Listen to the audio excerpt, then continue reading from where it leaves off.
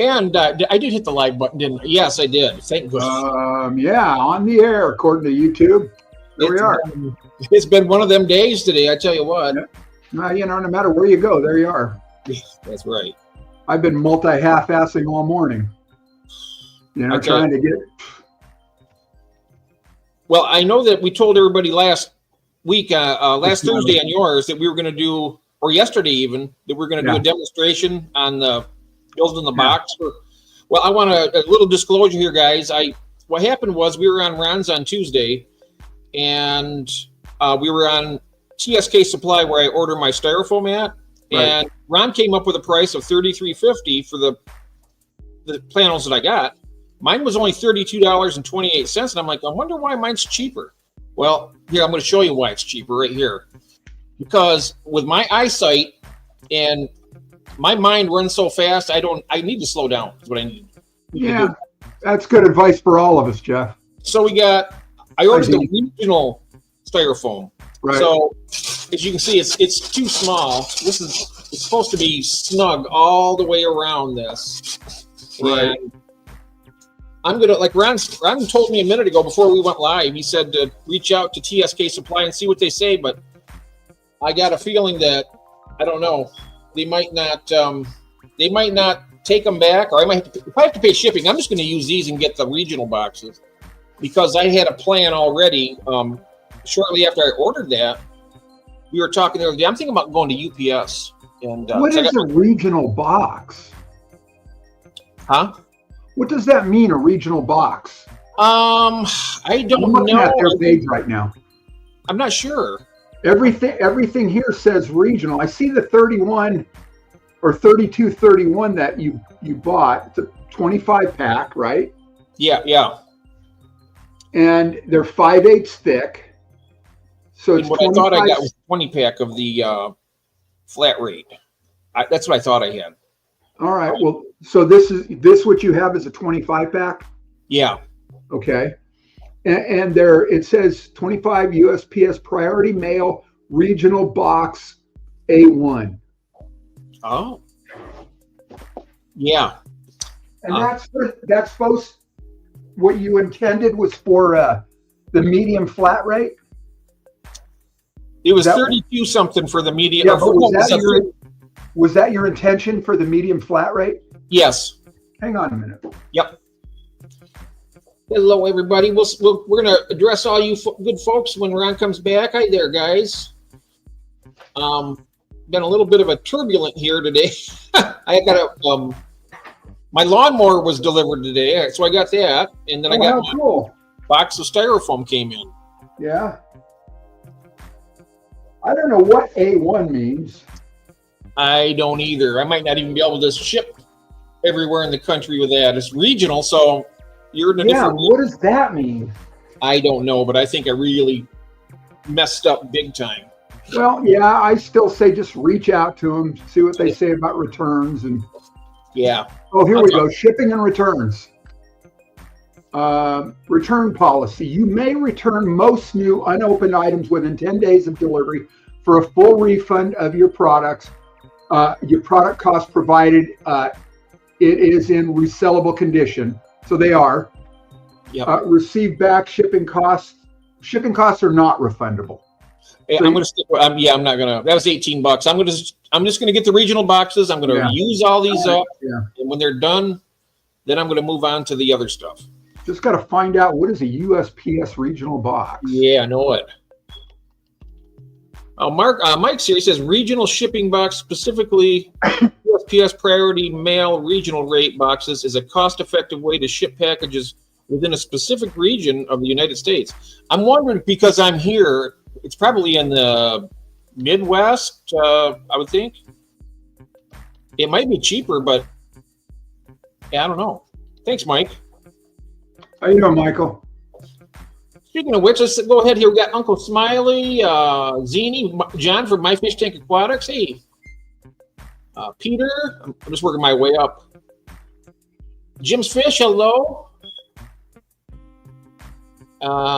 We have Don was the first one in. How you doing, Don? Oh, this is interesting. We're caught up on them now. What's that? I'm not. Hi, everybody. Now I'm talking. Well, here, I'm looking at the, Google search, what is a USPS regional priority box? And it says a USPS priority mail regional rate box is a cost-effective shipping option for sending items.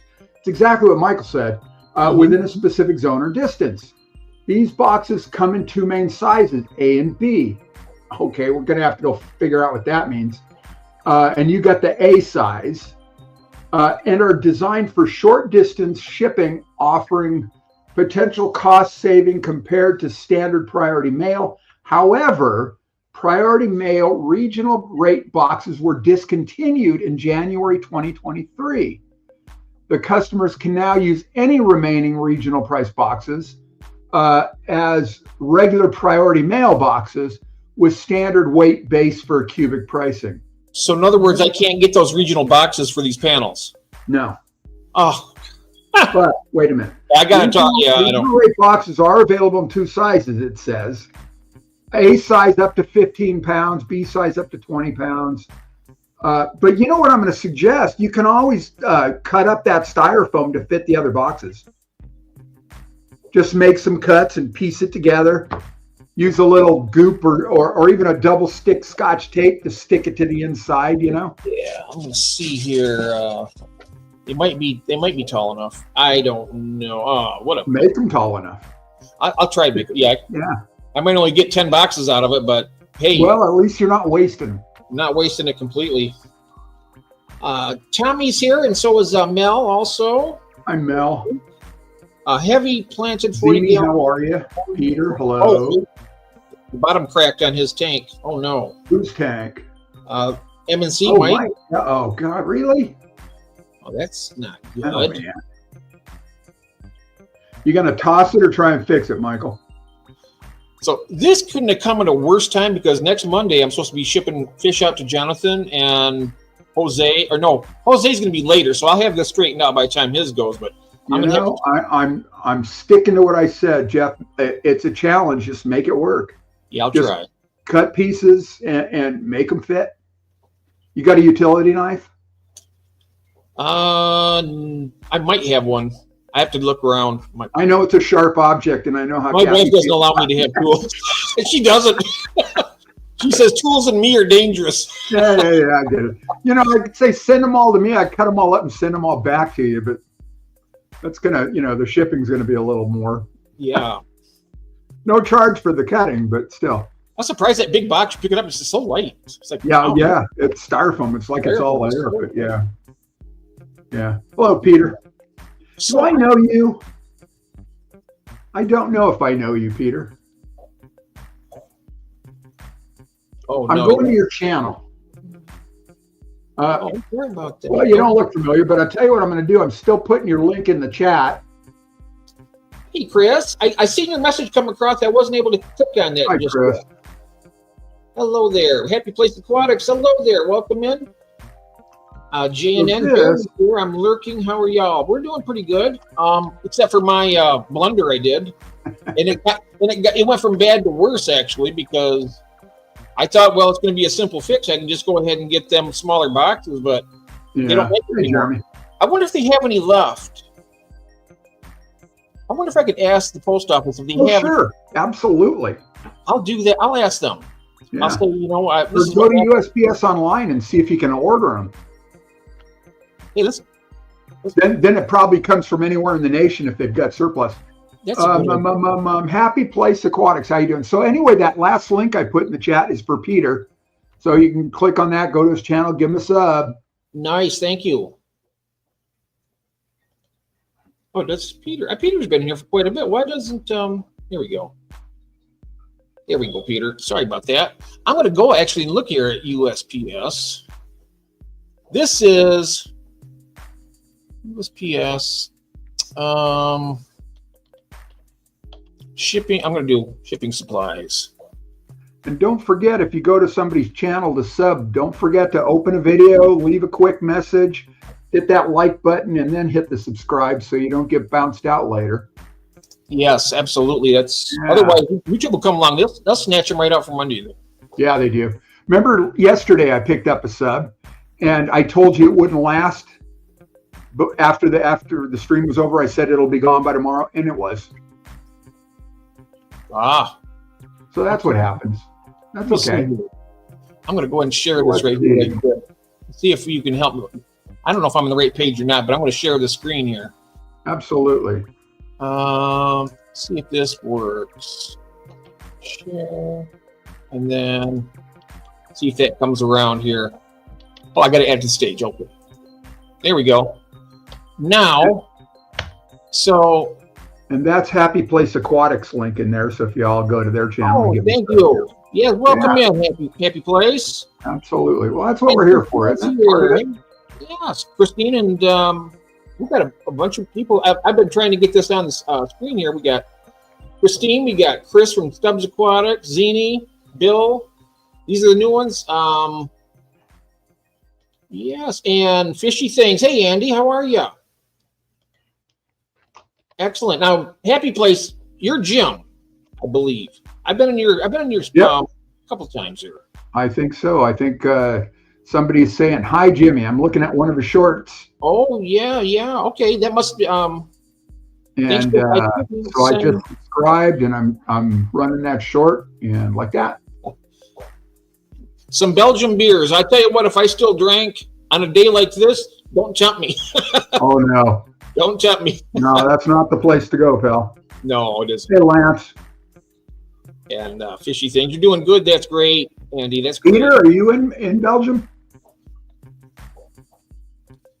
Oh, look who else is here. I'm guessing so. Yeah. Wow. Pretty country. I'm going to share this link here for Shirley, because she got I don't know if you've seen her little video yesterday she put out. She has some fish called Scarlet Baddis. Yes, we played it on my channel. Remember? That's right. We played it during our stream. I think they say the mind is the first thing to go, right? Is it? The mind is. I think it might be the second or third thing, but it's still up there. Yeah, it is. So let's see here now. I'm trying to see if it shows where I can.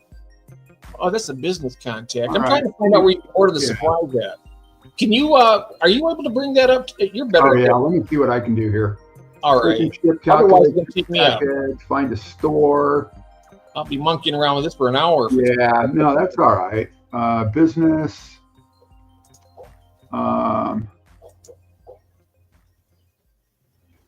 Order. How about we go order boxes? Yeah.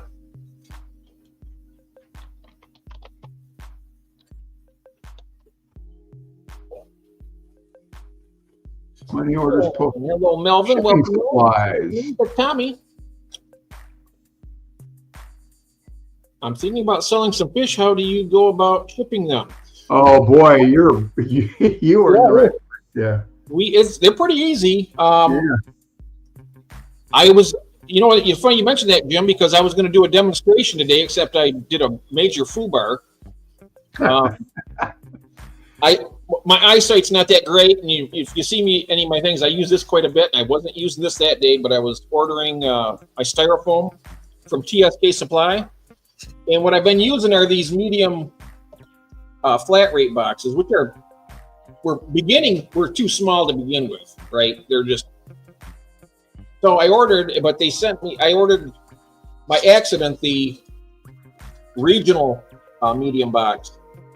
And you can see how much smaller it is, right? And it's all the way around. It's like probably 25%. Well, maybe not 25%, but it's small. A great big box, 25 boxes worth of these panels. And I was going to go ahead and put these together. Well, I can show you the basics anyway. I mean, you got your side panels here. You want to put them in, and you got your end panels. It's really snug. And after that, it goes to the bagging and stuff, but I tell you. Yeah, I am not seeing. I'm looking at the priority flat rate. Into the future, I am not seeing regional. Yeah, anything that says regional. I might have to go in person and ask them. They might have some like back in the showroom or something that they have left over. Yeah. unless they just went ahead and recycled them all or something. I don't know. I think I've got a box out there in World Headquarters that's already fitted. I can go get it. Show that. Oh yeah. Show. And it's Yeah, a priority. This is slick here. This is one of my favorite things. Whilst I'm sitting here on my butt, I can open the garage door. Oh, nice. I'll be right back. Oh, you can do it with your phone? Yeah, we've got an app for the motor. Awesome. Yeah, hello, everybody. Good to see everybody out there. Kind of like a quick change of plans here. I was going to do this demonstration today, and I was all fired up for it. My box got here. I'm like, oh, sweet, and then kind of lowered the boom on me really quick. But I got to reach out now to Jonathan and Jose. It's going to be a little bit before I can get there. Well, they haven't paid me yet, so they can just hold on to their money, and then when I'm able to ship, I will reach out to them. But from the auction, that was a pretty good. It's good to see you, Melvin. Welcome in, Pound MITV. Melvin is in the building. But looking forward to. I'll be glad to get to the UPS now, because is there anyone that are into hybrid cichlids? Yeah, I'm having a hard time getting rid of some purebred cichlids. Even Jim, I got dragon blood peacocks that I've been selling some, but Jose, there you are. Hello. He's listening. Yep. It might be a little bit later than we were anticipating, Jose. By the time I ordered the wrong styrofoam panels for my box. In fact, I didn't have any. Oh, Ron's got one right here. He'll show you this. Yeah. What a gorgeous day it is. My goodness. Yeah. It's nice here too, actually. Yeah. All right. So this is a box. This isn't one I made. This is one I think Elfish sent me.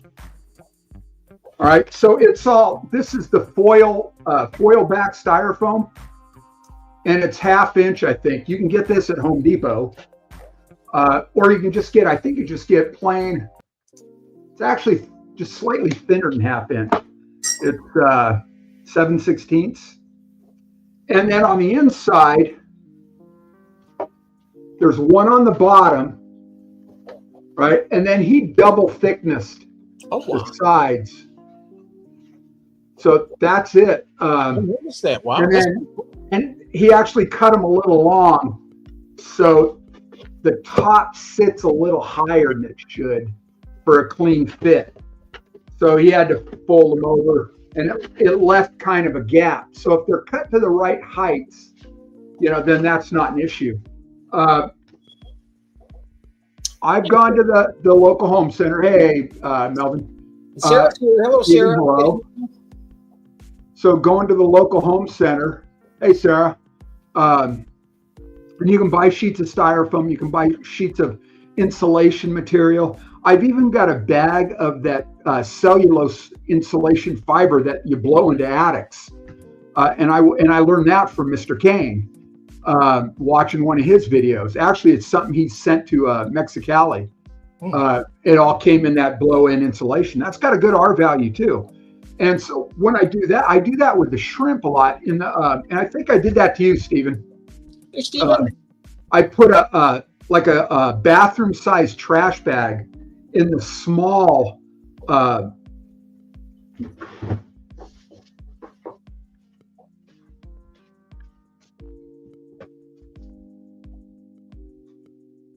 smaller priority boxes, right?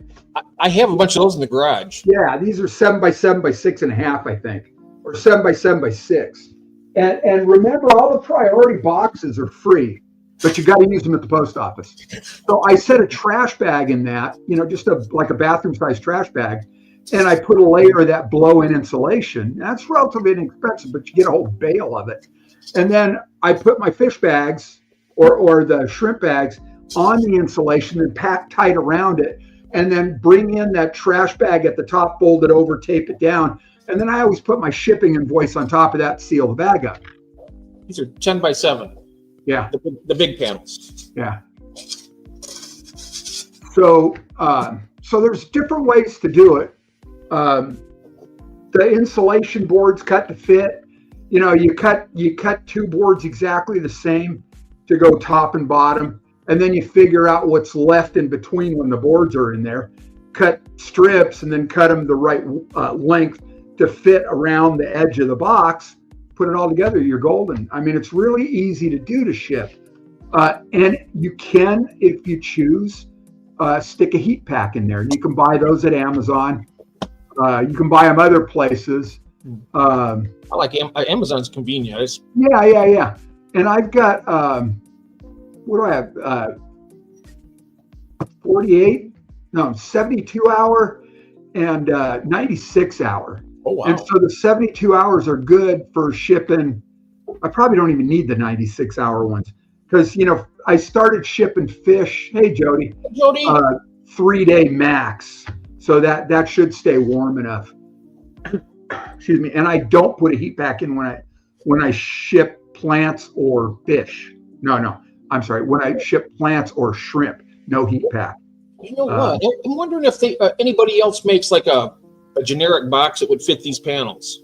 I mean, like a company. What size? What are they? 10 by what? Well, the big panels are 10 by 7. Okay, hang on. So, yeah, 10 by 7, and then I didn't measure the other panels, but that's the main footprint. Hello and welcome in. Good to see you. So, Jeff, how thick are those panels? These panels, let me see. They look like they're about a 1/2 inch, maybe, or let me check. Okay. Let me check it here real quick, just to make sure. All right. It looks like 3/4 inch. All right, so that's 1.5 inches. Now, how tall are the sides? The sides. Oh, let me grab one. The sides are. Let's see here.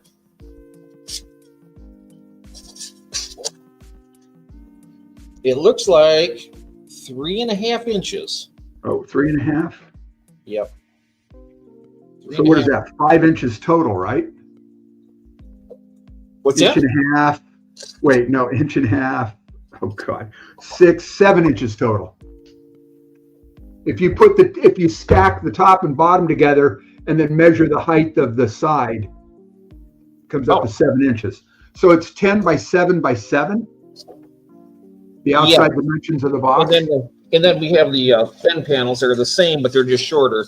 Yeah. So let's see. Maybe we can find some boxes that I can get and use this stuff. I just got it today. I mean, my goodness. Right. Money if I can't. 10 by 7 by 6.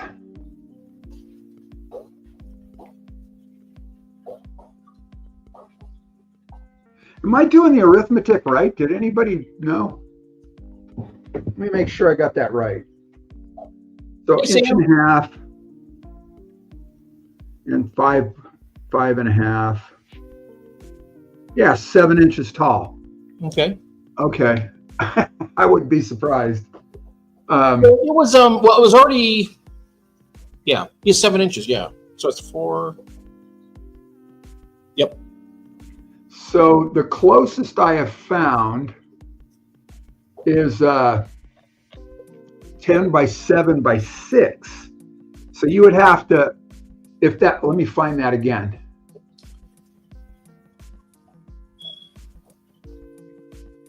Yeah, they fit the regional small, but this is the medium regional. I don't have the height, 6 inches. So you would, 5.5. I'm wondering because we can find a box. If you can order the boxes by size, if you can get them I'd do that. I mean, it costs a little bit more, but I'd be able to use all this and have it snug without having to cut it. And probably might even save a little bit of money by doing that even. That's going to be so interesting. Can't wait to see what you track down out there. Ooh. I sent you a link yesterday. customboxes.io. I forgot all about that. It's in the chat. Okay. Find a box size. Yeah, there we go. Where can I search? What size did you buy? I bought for the medium flat rate box, Don, and that's what I've been using all along. And it's bigger than the regional thing. I mean, it was too small to begin with. I need to get bigger boxes for the fish that I'm shipping. But wait, so we said it was 10 by 7 by 7. Yes, I think.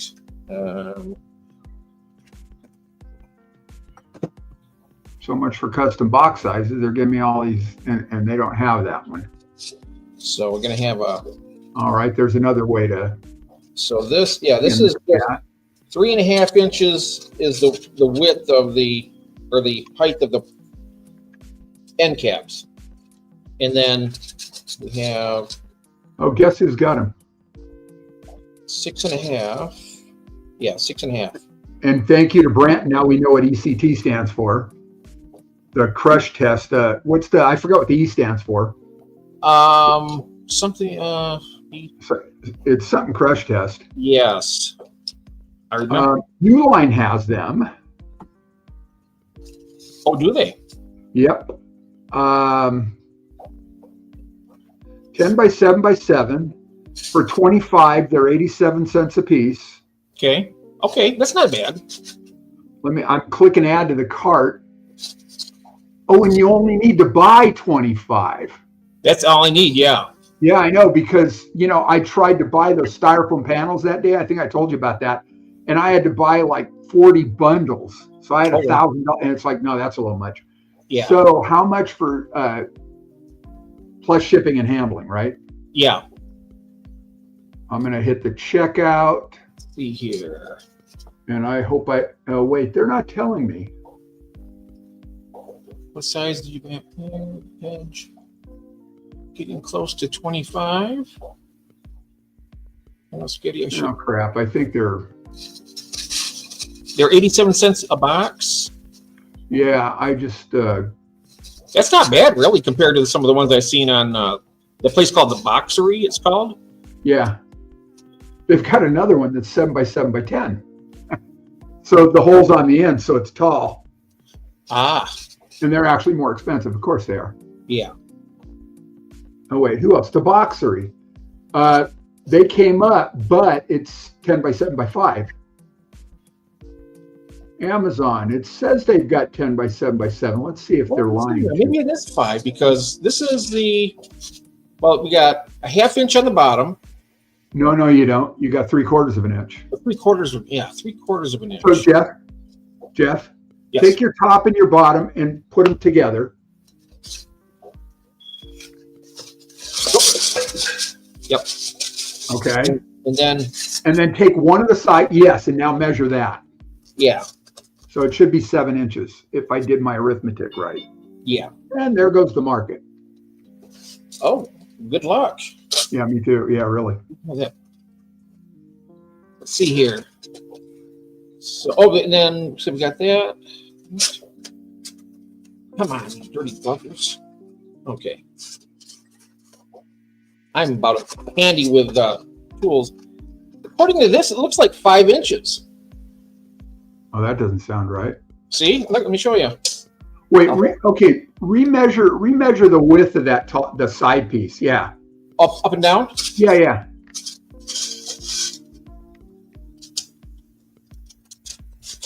I'll bring it up here so you can see it better. Oh, it doesn't matter. I trust.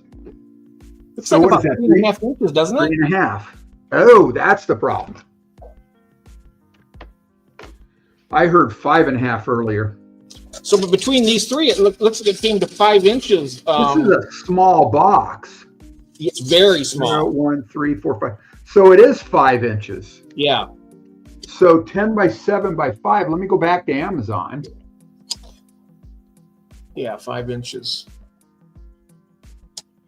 And they've got those 10 by 7 by 5. Oh, well, you don't need 100 of them. No. Let's see what they are. But Amazon. Okay, 30 pack in white. Okay. How much? Let's see if we can do better. Okay. Because you're paying extra for white. Here's a 28 pack. That's weird. Yeah. 10 by 7 by 5, and it's 32 and a quarter. Okay. 10 by, oh, here we go. 25 pack, $29. 25 pack, 29. Okay. On Can you Amazon. send me that link? Can you send me that link, Ron? Yep. Hey, Brian, welcome in. Brian, Peplin Creek Aquatics. I'm sorry, I can't even talk today, guys. What's up, Brian? And Glenn's here. Hey, mate. GB Shrimp. Hello. Hello, Glenn. Good to see you guys. All right. Yes. I got to tell Brian the blunder I did. I bought the wrong. I know you cut your own, but I bought panels and they were the wrong size because I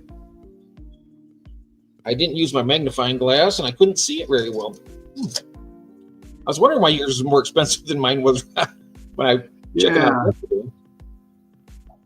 Corrugate. Okay, wait a minute. There's two different ones here. Oh no! Same price, same quantity. Frequently returned due to small size or fit. Well, that's people don't know how to read sizes. I don't get that. And they've got 64 reviews, 4.3. This is the other one, 185 reviews. I'm going to send you this one. Okay, great. I don't think I can put this link in the chat. It looks. I guess I can cut the link down and they still work. Yeah, be sure to send it me on my messenger. That way I can. Yeah, that's where it's going. Yeah, let me just reopen that. Okay. Probably more my speed. Oh. And I'm not sure if everybody knows or not, but Peplin Creek Aquatics and Foxy's Fishes, they're getting married in September. Yay. At the Keystone Clash. That I regretfully, at this point in time, I don't think I'm going to be able to make it after all. And I'm very upset about it. Now, but, you know, you can only do what you can do, right? Yep. And before you buy these, double check your measurements. In fact, triple check and make sure it's the right size box. Oh, I will. But it sounds like, so that's really a narrow box inside, 3.5 inches. I'm going to be able to ship. I'd be, personally, I'd be inclined to cut them to fit a regular priority box, Yeah. But that's just me. But, I do have enough boxes from past purchases that will get me by a little bit until I get everything all straightened out. Sure. But I have, what's a good word, jerry-rigged styrofoam to fit. And I have no problems with that. Hey, Mousy, welcome in. Nobody has ever, hey, Mousy, no one has ever complained about the way I packed something yet. Oh, you do a great job. So it doesn't matter if, check the can label. You may have been. Mm-hmm. What are we wearing gloves for? That's another conversation. Don't mind me. We have exciting news. I'll be sending Mousy the shell dwellers, some of them, and she's going to send me some epistogrammas. So that's going to be very cool. Nice.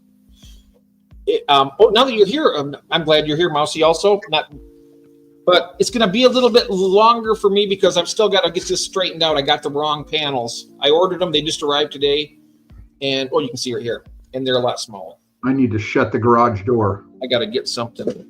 There, I shut the garage door. Oh yeah, shut the garage door. Yeah. I'm going. World headquarters was wide open. Ooh, I got a Pistos coming on Thursday, tomorrow. Glenn's going to Episto shopping on Saturday. Brick and mortar, Glenn, or online?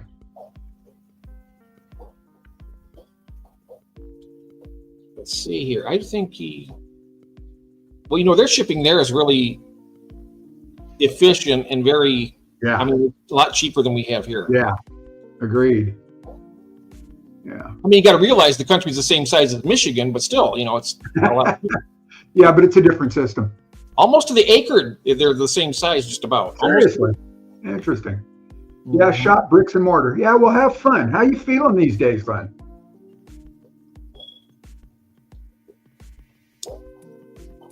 Oh yeah, I know. I got Jason sending me 3 pairs of the. I got 3 pairs of the orange flash coming. No, 2 pair of the orange flash coming in, and 1 pair of the super reds. I have a feeling he's going to send me a bunch more because he's got like 300 of them. He wants to get rid of them. Yeah. Sarah's saying something here about, oh, Jeff, she'd like to make a deal. Oh, wow. Yeah, the little shell dwellers, they're awesome. Yeah, Sarah, I'm sure that, see, my goal is I want to get them all down here in the fish room from upstairs because I have 2 10-gallon tanks just chucked full of them. I started with 4, and then I got probably now, I don't know, maybe 40 or 50. And then when they get down here in this 40-gallon, the population is just going to explode when they have that extra space. Right. But I can still afford it. I can still afford to send you like 4 or 5 of them, get you a nice little colony started. Right. And you too, Ron, as far as that goes. We were talking about that as well. I'm sorry, what fish? The little shell dwellers, the multis. Oh, yeah. Yeah, my brain was like... You got a 10-gallon tank, you're all set. You know, you get some sand in it. Right. Yeah, my brain was elsewhere. Oh, that's okay. I know you're... Yeah. I got you looking at the boxes here. I was drifting. And no, I was just drifting. Thinking about... I'd gotten a comment on one of my tank tour videos, the last tank tour video, and somebody saw the 2 black mollies I have, and they said, oh no, those are both males. Okay. You know, because it's like, well, I was going by the ventral fins. One's got pointy ventral fins, the other has rounded ventral fins, male and female, I'm pretty sure. They got what's called a gonopodium, just shoots backwards. Yeah. It's their anal fin. Yeah. And so that's what I said. But I go, you may be right. So, if we get baby fish, we'll know for sure. And if not, you're probably right. So. Well, anyway. I got males and females around, so whatever you need, I got it. Yeah. Well, Sarah, if you get a population explosion of Shelleys, then they're trade bait at your LFS for fish food or plants, or put them up on eBay, all that good stuff. Oh, and Jeff, what did you say? You got what? I'm sorry. What's that? Those multifasciatus? No, did you just say something about you got plants? No, I don't know. Oh, no, she was talking about getting, she's not wanting a population explosion. Well, I tell you what, it takes a long time because these little shell dwellers, I'm telling you, Sarah, they're tiny. I mean, it takes them forever. I think my biggest one down there is probably about 1.5 inches long, the males. Right. And I mean, you don't even tell there's hardly any in there till you have 10 or 15. Yeah. Well, sir, if you're actually going to male fish, and I do this with snails and plants, I use fish bags, and I either tie a knot in the top or for the fish and shrimp, and for plants I heat seal them because I've got a heat sealer, one of those impulse sealers, and I've gotten plants more times from eBay vendors in a Ziploc bag and a wet paper towel. They leak. The plants are struggling. I put them in a fish bag, I treat them like, they're meant to be. I treat them well, I think. So anyway, it's not that tough. I don't think it's that tough. Did you see what Christine has? Remember she had the egg clutches from the mystery snails? Yes. Did you see the container she has? I did. I'm a little concerned. Oh. I'm thinking they could pop open relatively easily. I would be using fish bags. Oh, yeah, you probably put those in. Yeah, I put those containers in a fish bag and just tie it up or something. That way. Well, yeah, blow it up so it's got cushion, but it's going to be bouncing around in there. Yeah. So I guess you don't need to tie it up. So it's, my thinking is, hey, George, then if you're going to put that container in a fish bag, why use the container? Why not just use the fish bag, put a little air into it, give them a little cushion, wet paper towel, and to keep them moist. There's that word, moist. My daughter-in-law, she's just like, ugh, every time. So I just give her the moist just to get that, that reaction. Anyway, there she is. Now I put them in a secure. Okay, good. All right, that's going to be the key. Yeah, good. I started heat sealing lately too. Yeah, hopefully the Blixa made it okay in the Ziploc. Yeah, it did, Stephen. It actually did, and they're doing well. And I can't tell you how grateful I am to get some Blixen japonica that survived. So thank you, my friend. Yeah, moist. Zini. Yeah. I've got this like migraine coming on today. Melvin, how the hell are you, bud? George. Oh, that's right. This evening, Ron. I'm not sure if I asked you about tonight or not, but I don't think so. George might be coming on with us tonight, possibly. All right, yeah. I may or may not. We'll see how I feel. My head's starting to, and I got to call in with the pharmacy for a refill on these things. I've got two kinds that I take for these migraines, and one of them just kicks my ass. It's just drugged, and I hate it. Yeah. But it works, and I'll take those at night before I go to bed, sleep off the nasty part.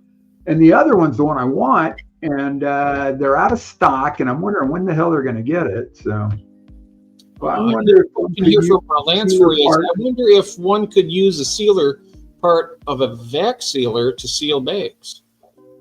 You know, I try it. If you have a vacuum seal, try it. Yeah, Brandon's done it. Yep, he says, "Yeah, you can, Lance." I don't have one, so I can't do it. I don't vacuum or vacuum seal. I don't use the impulse sealer for fish because I'm just thinking, when I'm trying to set that up, I want to keep enough water and air and blah blah blah, and I haven't figured it out. So I just get some air in the bag, and I usually go with about 1/3 water and 2/3 air, maybe half and half, and then I tie a knot in the fish bags, and that works for me. It may not work for you, but it works for me. So that's what I did when I shipped mollies to David. They're supposed to be getting there tomorrow, but I tied them, put them in another bag this way, so the tie is down at this end. Yeah, and tied the other end. So yeah, and I'll tell you what, I don't even worry about that anymore because I figure if they're, it doesn't matter if it leaks in the other end, it's still going to leak inside the bag. Oh, Greg's here, 3G. Hello. Hey, Greg. Good to see you, my friend. Working, huh? I want to see that. What's that? I'm almost caught up. I want to see Greg twerking. Who? Greg. Oh, twerking. Oh, I didn't have my magnifying glass. Okay. I want to see that. Working and twerking. That should be fun. So, yeah, I think that is June here. Well, you know what they say. If you do what you love, you never work another day in your life. Yeah, that's true. And that's why I like creating my own business. I got 4 discus yesterday, 2 red tiger turquoise, and 2 platinum. And too bad Jose's not here to hear that. Or was he? Oh, he might be lurking. He loves discus. Jose's got some of the nicest discus I have seen. Oh, yes. Yeah. Christine's saying here, the only thing I'm worried about in the snails is hatching during delivery.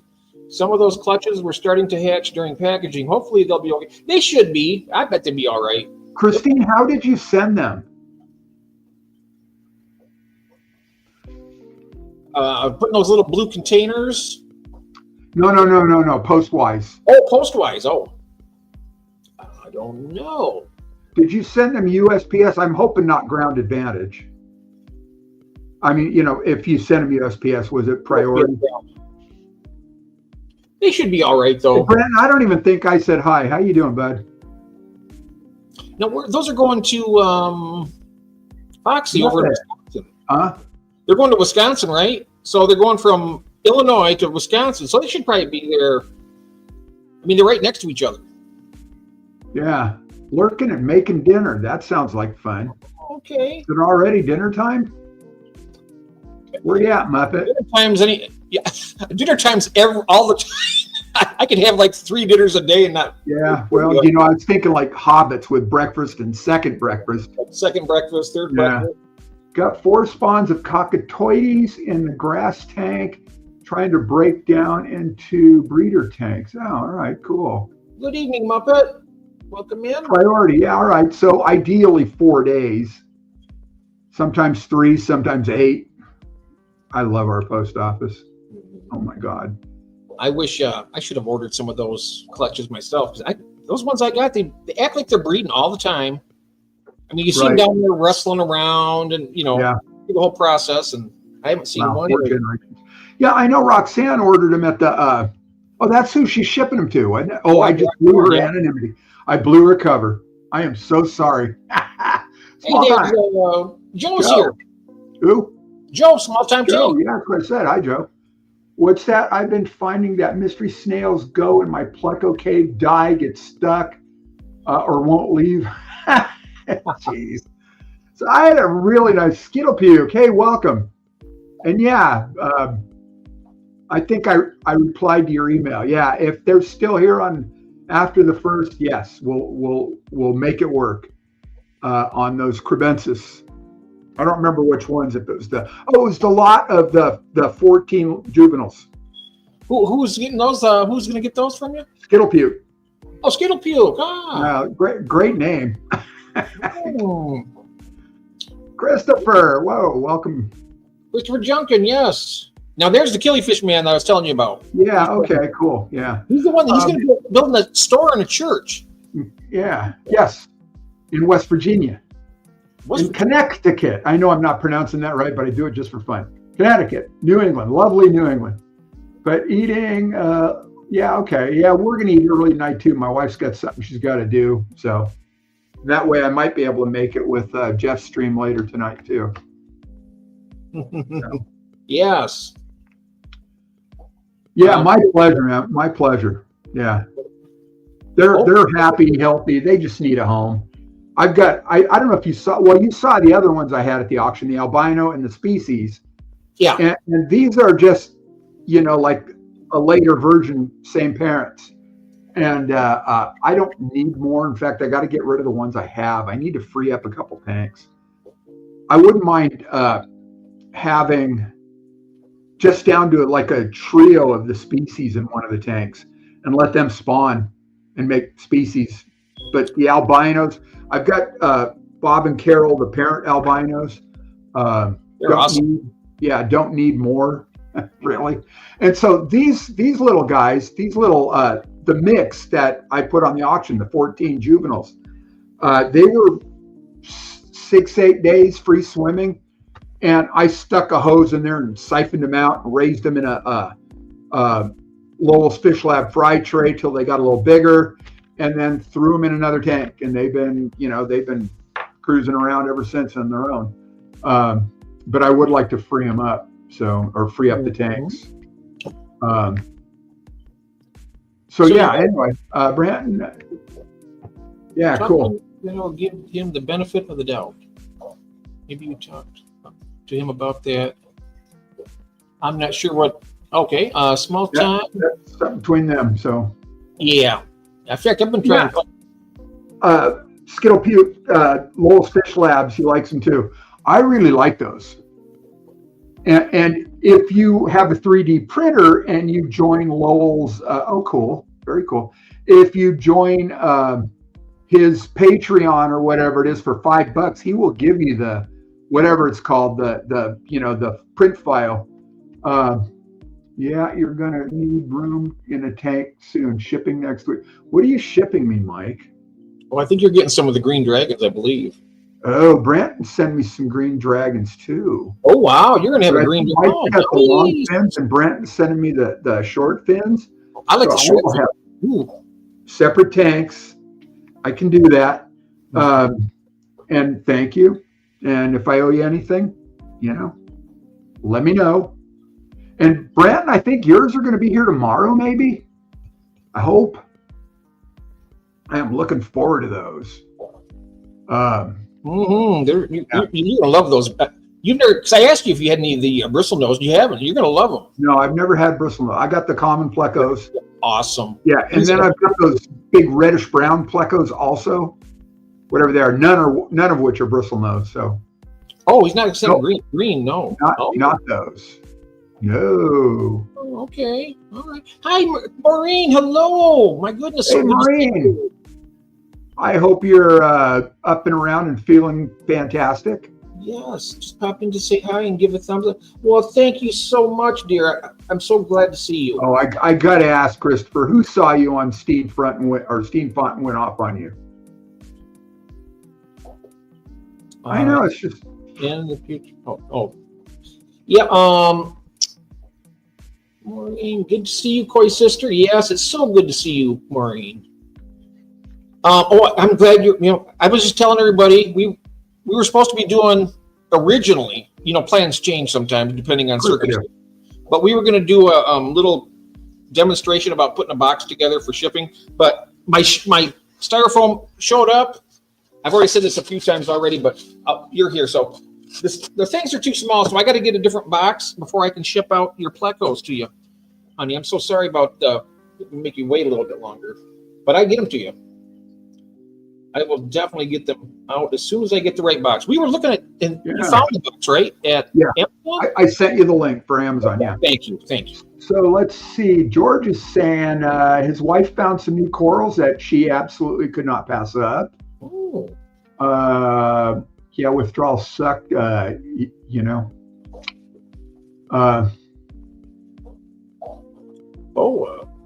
Found baby bristles. Nice. I know Scotty was finding all these little tiny plecos in a tank of his, and he's collecting them out like one at a time as he finds them.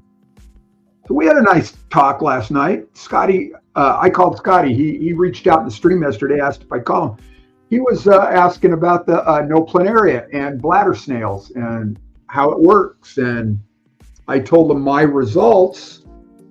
And I swear by that Noplanaria stuff.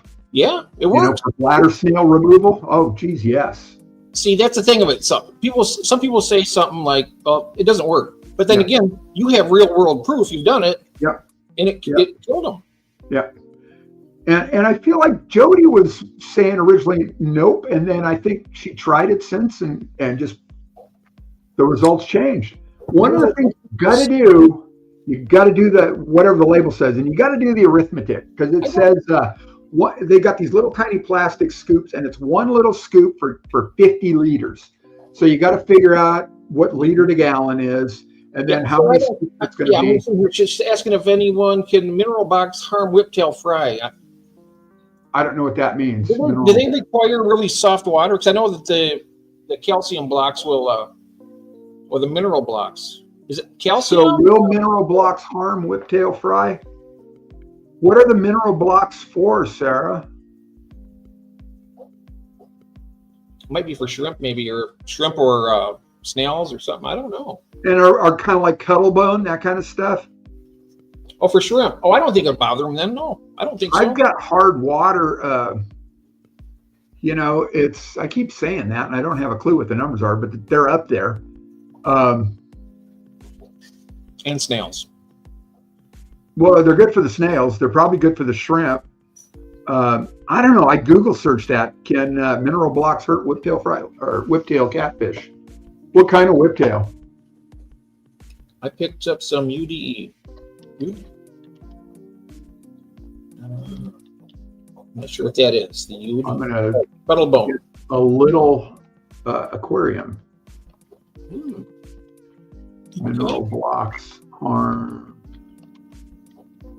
I got a Pistos coming this week. I put this little thing out. I've had this banner for a long time. I haven't really used it. I'm going to start using it every week. That way everybody can mention what they got or if they're getting something coming in. But I got pistograms. I got three pairs, so I got 6 of them coming. And then at some point, I'll be sending the multifasciata shell dwellers to Mousy, and she's going to send me a couple pairs of the Apistogramma trifasciata. They're saying yes. Let me put this up. Sure, go ahead. Do I need to? Yeah. Yeah, add it to the stage when you pull it up. Now this is what. Yeah, this is what. Let me make it bigger. Let me get rid of this banner too for right now. Okay, yeah. And in case anybody's got any extra information on this. So they're saying, yeah, mineral blocks can potentially harm whiptail catfish and other fish. They act like a sudden concentrated food source, which can negatively impact water quality and lead to problems like algae blooms, ammonia spike. So I'm thinking just all they are is calcium carbonate. So that doesn't make sense to me. Sudden nutrient surge, water quality problems, algae blooms.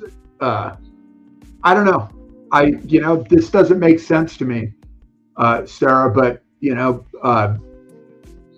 do you know what the mineral blocks are? Is there a label on them? Are they? They're grazing all the time on it, she says, and the snails don't even seem interested in it. Oh, all right. Well, you know what it sounds like? It's going to affect the water parameters. So check your water parameters. Do a water test and see if your nitrates are going through the roof, or if you got an ammonia problem.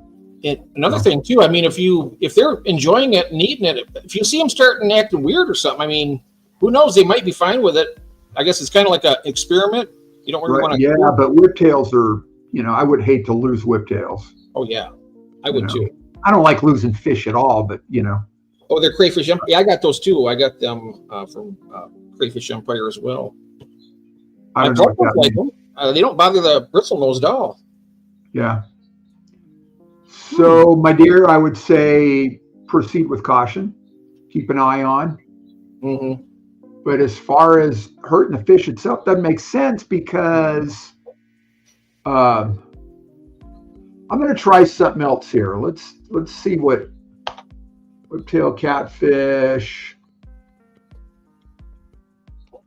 water parameters. Oh, today's the second day that she's had them. Okay. What kind are they?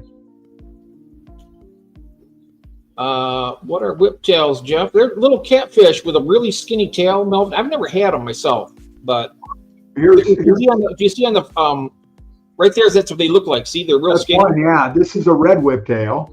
Yeah, is that a red lizard? I think it's called red lizard. You know, it doesn't say. Pretty cool looking though. Yeah, I have royal whiptails. They look very similar, just different color. Here I have the royal Farloella. Yes, Dan, that's exactly what it does. The calcium carbonate will act as a pH buffer. Yep. Yeah, and here it says whiptail catfish, especially red lizard and royal Farloella, typically thrive in warmer temperatures. pH 6 to 7.5. Well, hammer corals. And we have hammer coral. And I got my royal whiptails from Aquahuna. And what's the temperature for them? They would like it about what, 78 or? No, I don't think so. My water temperature is not 78. Oh, okay. Because when you mentioned they wanted them at warmer temperatures, I figured that's pretty much, most of my tanks are around 76 to 78 down here, except for the Gadians, and I got no heater in there. Right. And they're about 70. Oh, I had a heater in there. I took it out. It's at 74.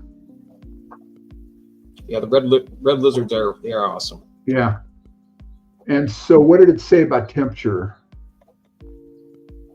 72 to 84. So mine's at near the low end at 74. And it's mostly because, you know, I've got the mini split up there that keeps this room about 74. Indigo gold torch.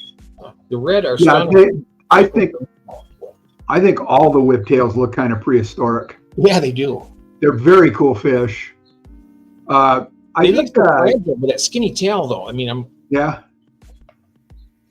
Didn't Jeff Kane send some to the Foxland? I know he's got whiptails. Boy, there's another one. Do I need to get another tank for more different kind of whiptails?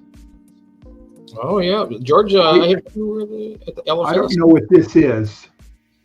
Skittle puke. I've got a nice indigo gold torch. Oh, okay. You're talking about coral.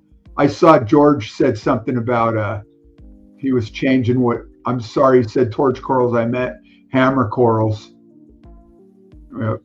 Yeah. All right. Cool. Looks like George is going to get some of those red lizard. Yeah, red lizards there. It is LFS. I have a few red lizards. Oh, he's asking if you bred them. You just got those recently. Yeah. Who, mine? Yeah, Skittle Puke's asking you a question there. Oh, yeah, mine are still really young. I got them from, what did I say, Aquahuna.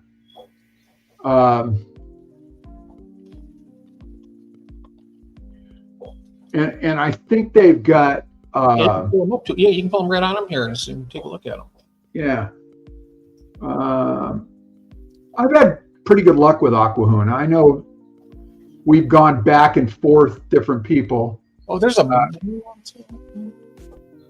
koi. I'm looking right down there. The licorice, is it the licorice gourami? They're sold out. Oh yeah, Okay. yeah. They've got a lot. That's where the sold out line hits. Everything below that apparently is sold out. Yeah. Oh man, get some stock, guys. All right. Let me go back to catfish. The Royal Farlowella are $10 a piece. The red lizards are 15. They're all in stock too. So this is what I got.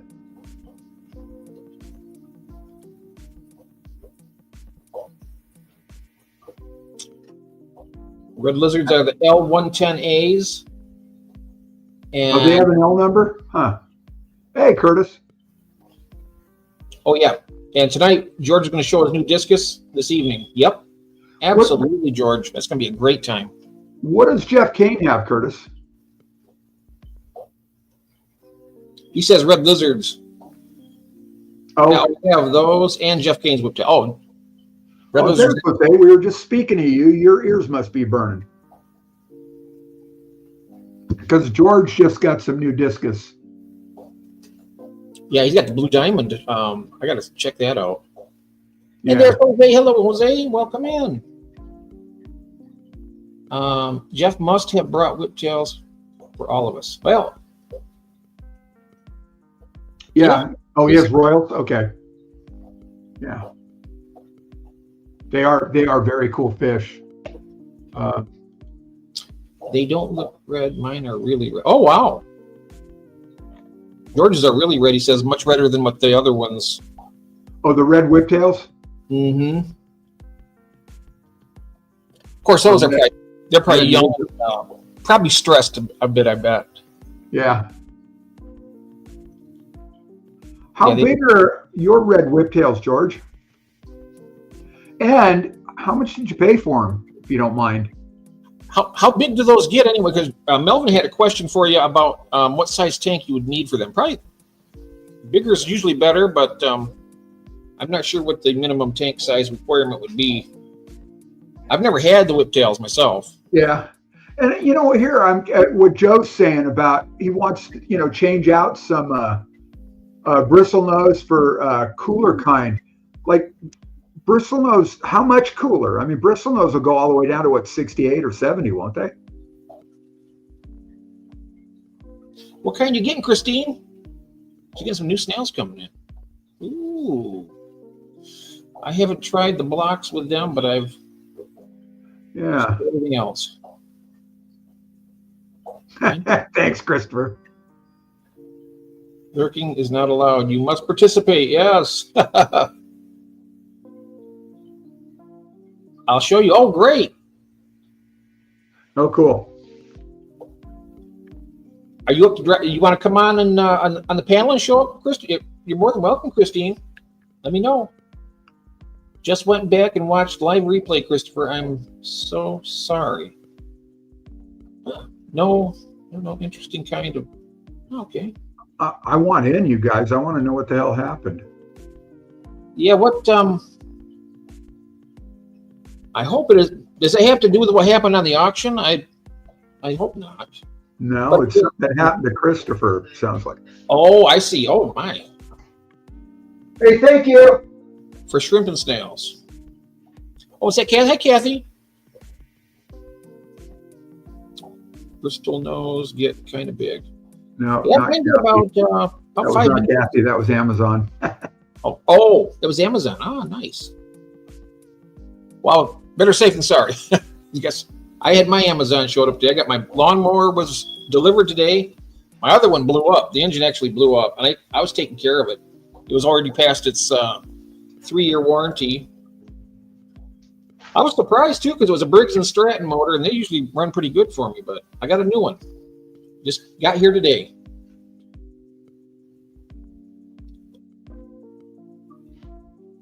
Yes, absolutely. Oh, that UNK. Right. I don't know about you all, but I had a decent time at the auction. It was fun. Absolutely. We got a new process coming up on the next auction. It will alleviate some of the congestion that we had, and so whatever is out there about it, you can probably leave that on the shelf. It's not going to be an issue. Did you put Christopher's? I had a blast at the auction. Is it in the link in the description? Yep. No, in the chat. Yeah, I got it. Okay. Watch you beat me to it again. Are you racing? Not if you got it. I'm gonna let okay. you have it. So you said. There we go. So. Yeah, I had a good time too. I really, really did. I'm learning how to medicate the new fish I get in my fish room. Not that I don't know how, but I'm thinking about getting new medicine to try if things don't work out the way I do it. You know what? With the kind of fish you get, though, George, you get the expensive fish. I don't blame you for, approaching it very carefully because so I mean, he loses the fish. You're talking to bring tears to my eyes and my budget. The fish he gets would cost me a fortune. Jeff, I sent you a photo message. Oh, nice. We'll check that out. Oh, here we go. Oh, check that. Look at this. You still need.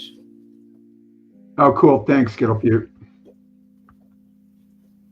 Oh, yeah. Mousy, if you're still out, she just came and sent me something here, 410. Yes, I do need a little bit more time. I'll get with you as soon as I have a clear-cut idea, Mousy, when I'm able to send them. It shouldn't be. If I can get those boxes that Ron sent me the link of, I'll check it out, and then I should be pretty set. Yeah, hopefully they're the right.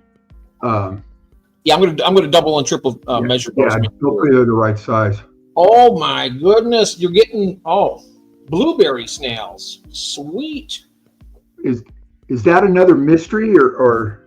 No, these are live bearing snails, and they don't have as many. I mean, mystery snail can, if you save all the babies, you can get she's got thousands in her tank. Right. But these right here are really cool. Oh, congrats! That's nice. When are they coming in? And where'd you get them at? Oh, it's a new. I gotta click on this here. My eyes are so. Fish Forever Aquatics. Oh, wow. That's cool. Very cool.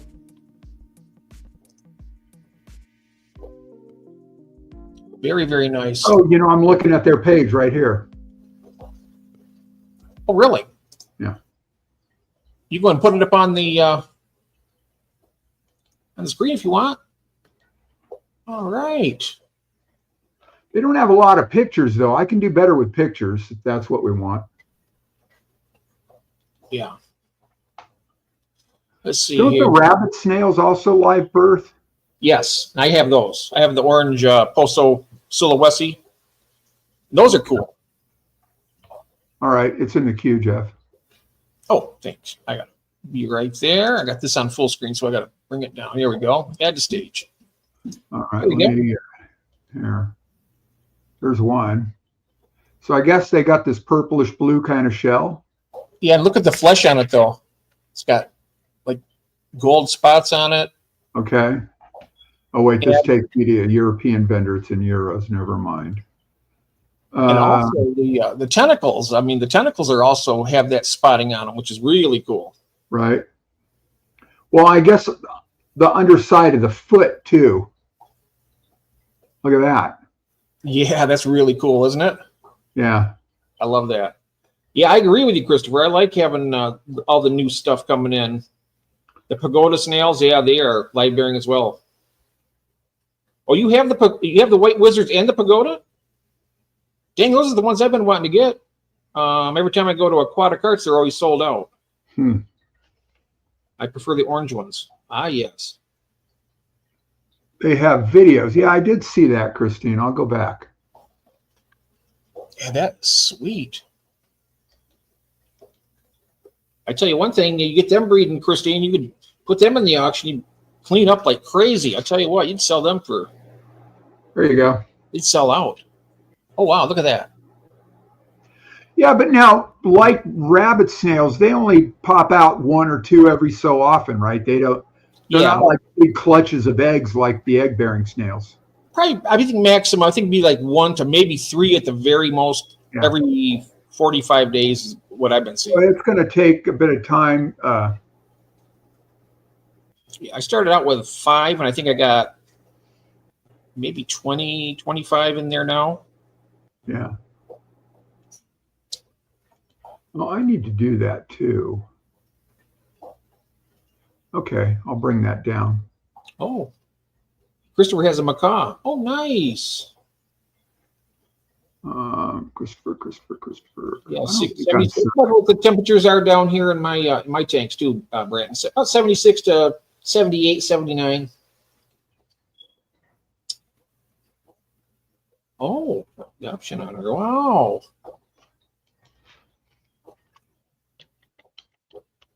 Cool. I've always wanted them, so I got nice.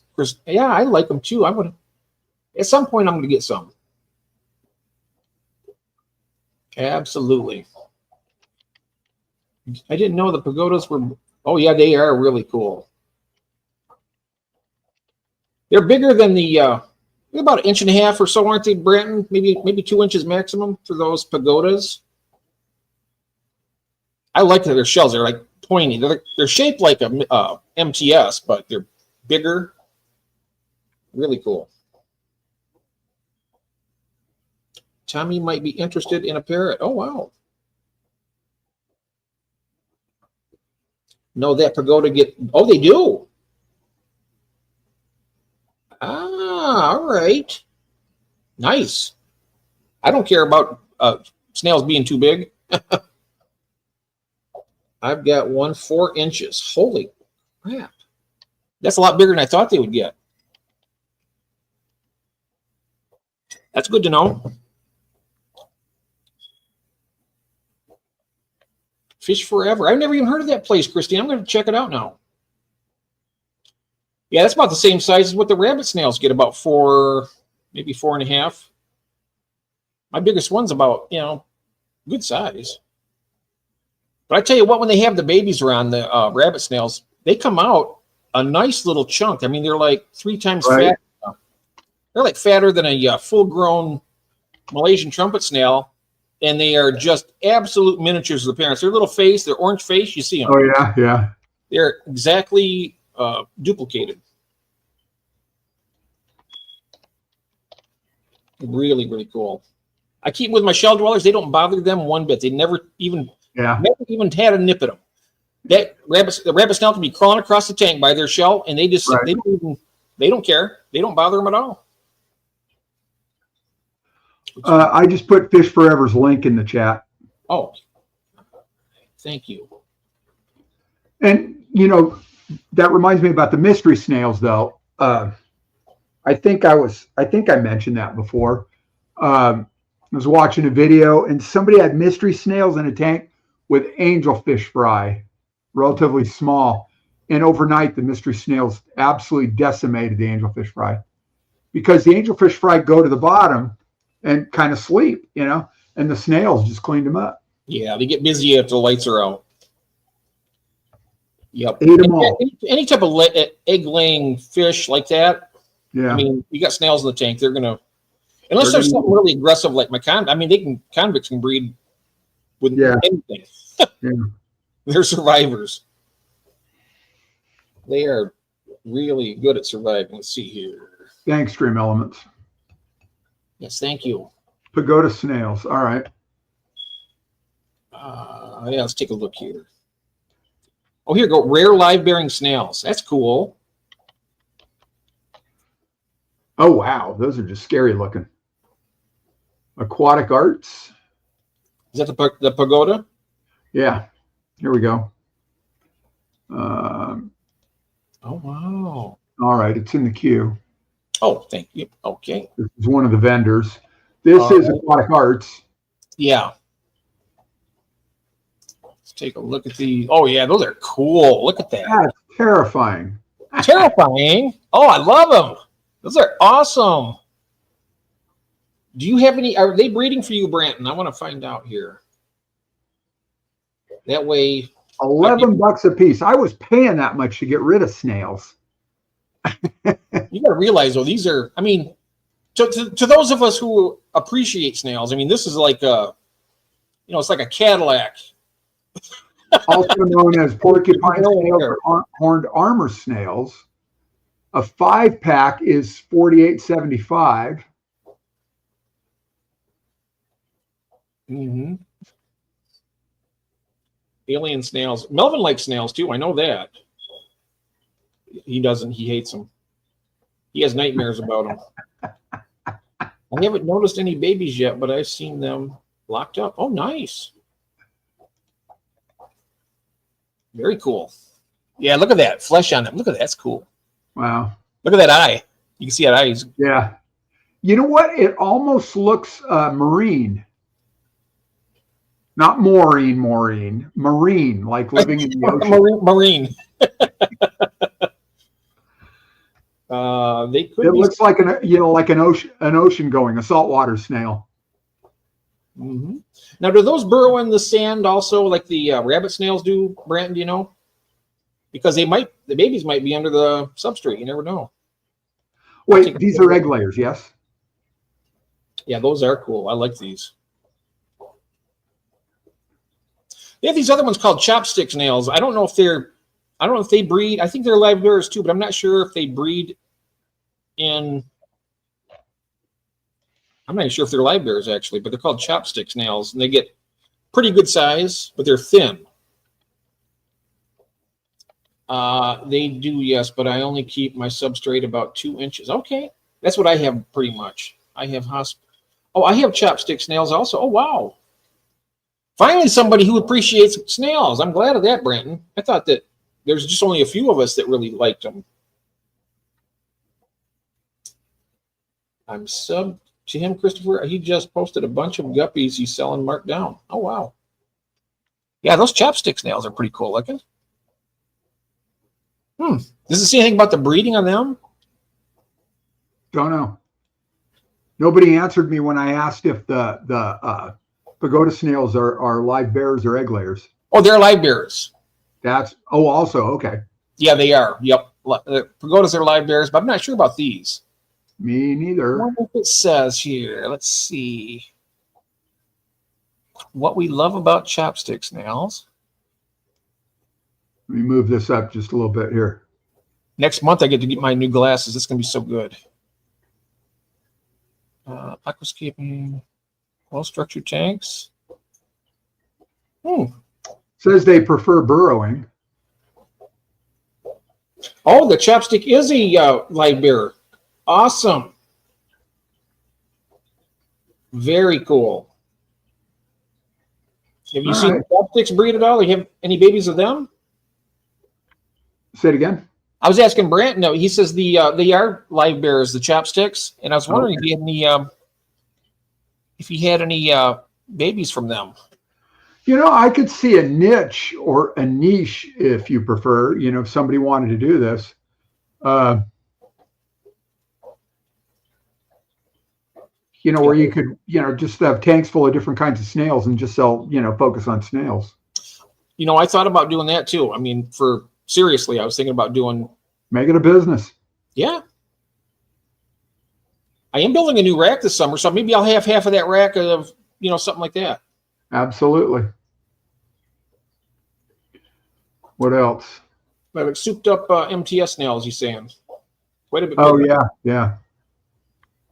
I've had that idea for a long time, Brent, but you got the snails, man. Trust me, Brent, I will not be taking your idea anytime soon. I will. No. Yeah. Well, it's a big market. I've even mentioned that on the live streams here in the past about doing that.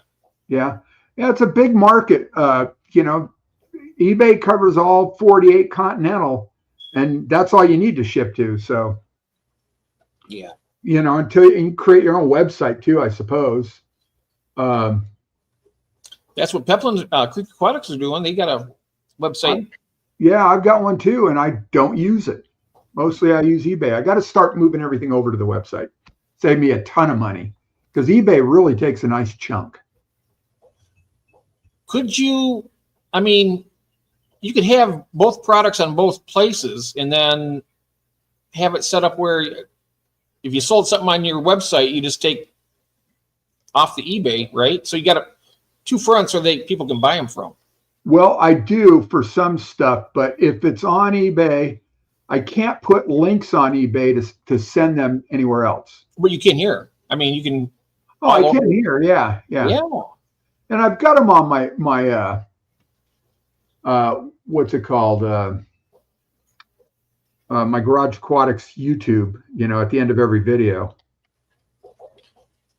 Must have been a fish shop there in Honolulu, Christopher. Oh wow, gets cool snails. Well, speaking of Hawaii, I can't wait to get the Entudas, wild type betta, Unimmaculate Entuda. Oh, yeah. What island are these guys on?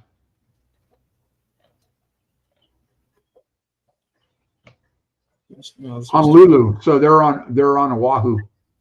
Ah. Oh, that's right. He does really well with the Epistos, I bet. Christopher Junkin does. He's got the soft, acidic water. Yeah. Somebody say, were we here for snail? No, what? Christopher, what? Somebody said what now? Oh, for cool snails. Okay. Oh. Fish food, hardscape, aquasol, fish. I know they're not fish, but I'm looking where else to look. Aquasol, hardscape, fish food. All right, let's do it this way. Oh, Christine says, I noticed in some vendors on eBay are now telling people their items are cheaper from their own website, so they find you on eBay and purchase from your website. Yeah, and eBay, can and will take your account from you. What happened with orders that I got, it was shipped to me, they had a card, they had a little paper in there like you do your packing slip, and it says, for your information, we have a website and the prices are actually cheaper on our website. So consider that for future purchases. Yep. I put a business card in every order that sells on eBay, including when my thrifting stuff. I throw one of my cards in there. I just got to get more stuff up there. I got to get more, like T-shirts and mugs and that kind of stuff. But I got to get all the aquarium line stuff up there. Yeah. Plants, fish, shrimp. It's got to all get up there. Stalled right now. I have plans for my merch. I just got to get it. Take it easy, Michael. Thank you. You got to get it in there. Yeah. Yeah. And I think what's holding me back is my home page. I haven't been there in so long. It's a Shopify store. And I haven't been there in so long. I don't remember how to do it. So I got to muck around with it and just make it happen. Just blow it up and start over. And that's okay too. Yep. Kill Devil Hills. What a great name. Yeah, I know it. Kill Devil Hill. Yeah. Oh, it might be close to. Well, he's going to a church, so you won't catch That's him. in West Virginia. Oh. So I think the one he's buying is in the Ohio Valley, is what he's saying. Ohio River Valley. Yeah. I'm guessing. So I thought it was Ohio Valley, yep. Converting a church into a fish and reptile warehouse. Yeah, right by the Wright brothers. Say hi, would you? Oh. Yeah, Ohio Valley. Yeah, yeah. Isn't that's where I thought you said it's in West Virginia, though, Christopher. Well, it's dusty where you're at, Sarah. Okay. Yeah, we get a lot of windblown dust here. Oh my God, it's awful sometimes. Where are you at, Sarah? What part of the world? I feel like you're somewhere southern Texas, but I don't know. Oh, she's out. Was it Oklahoma?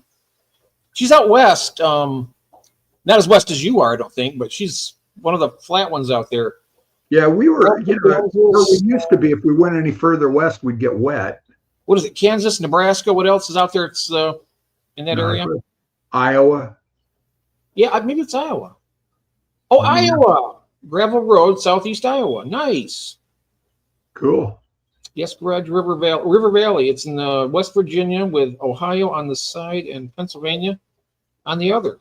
Yeah, and I remember you said you could like throw a rock and hit Pennsylvania or something like that in that other stream. Half hour from Pittsburgh. So yeah. How far away is that from the Clash, Christopher? So that's where you go shopping then when you're there in Pittsburgh, like go to Costco and all the big stores. Another Iowan. Mm-hmm. Yep. Cool. I went to Des Moines. We were in Platteville, Wisconsin, at the University of Wisconsin Platteville, I think is what it was called, for an agricultural competition when I was in school. And we drove across the river to Des Moines to go to a Lowe's to look at all the, the bedding plants, the seasonal color, because we were doing, competition, plant identification. Turned out all the plants for the competition came from that Lowe's. So we were, we knew all of it and just blew the doors off of everybody that was, everybody else in the competition. We kicked booty. It's on the other side of Pennsylvania. Okay. Yeah, it's outside of Philadelphia, isn't it? I have room book. I think the Clash is like 20 minutes east of Philadelphia, something like that.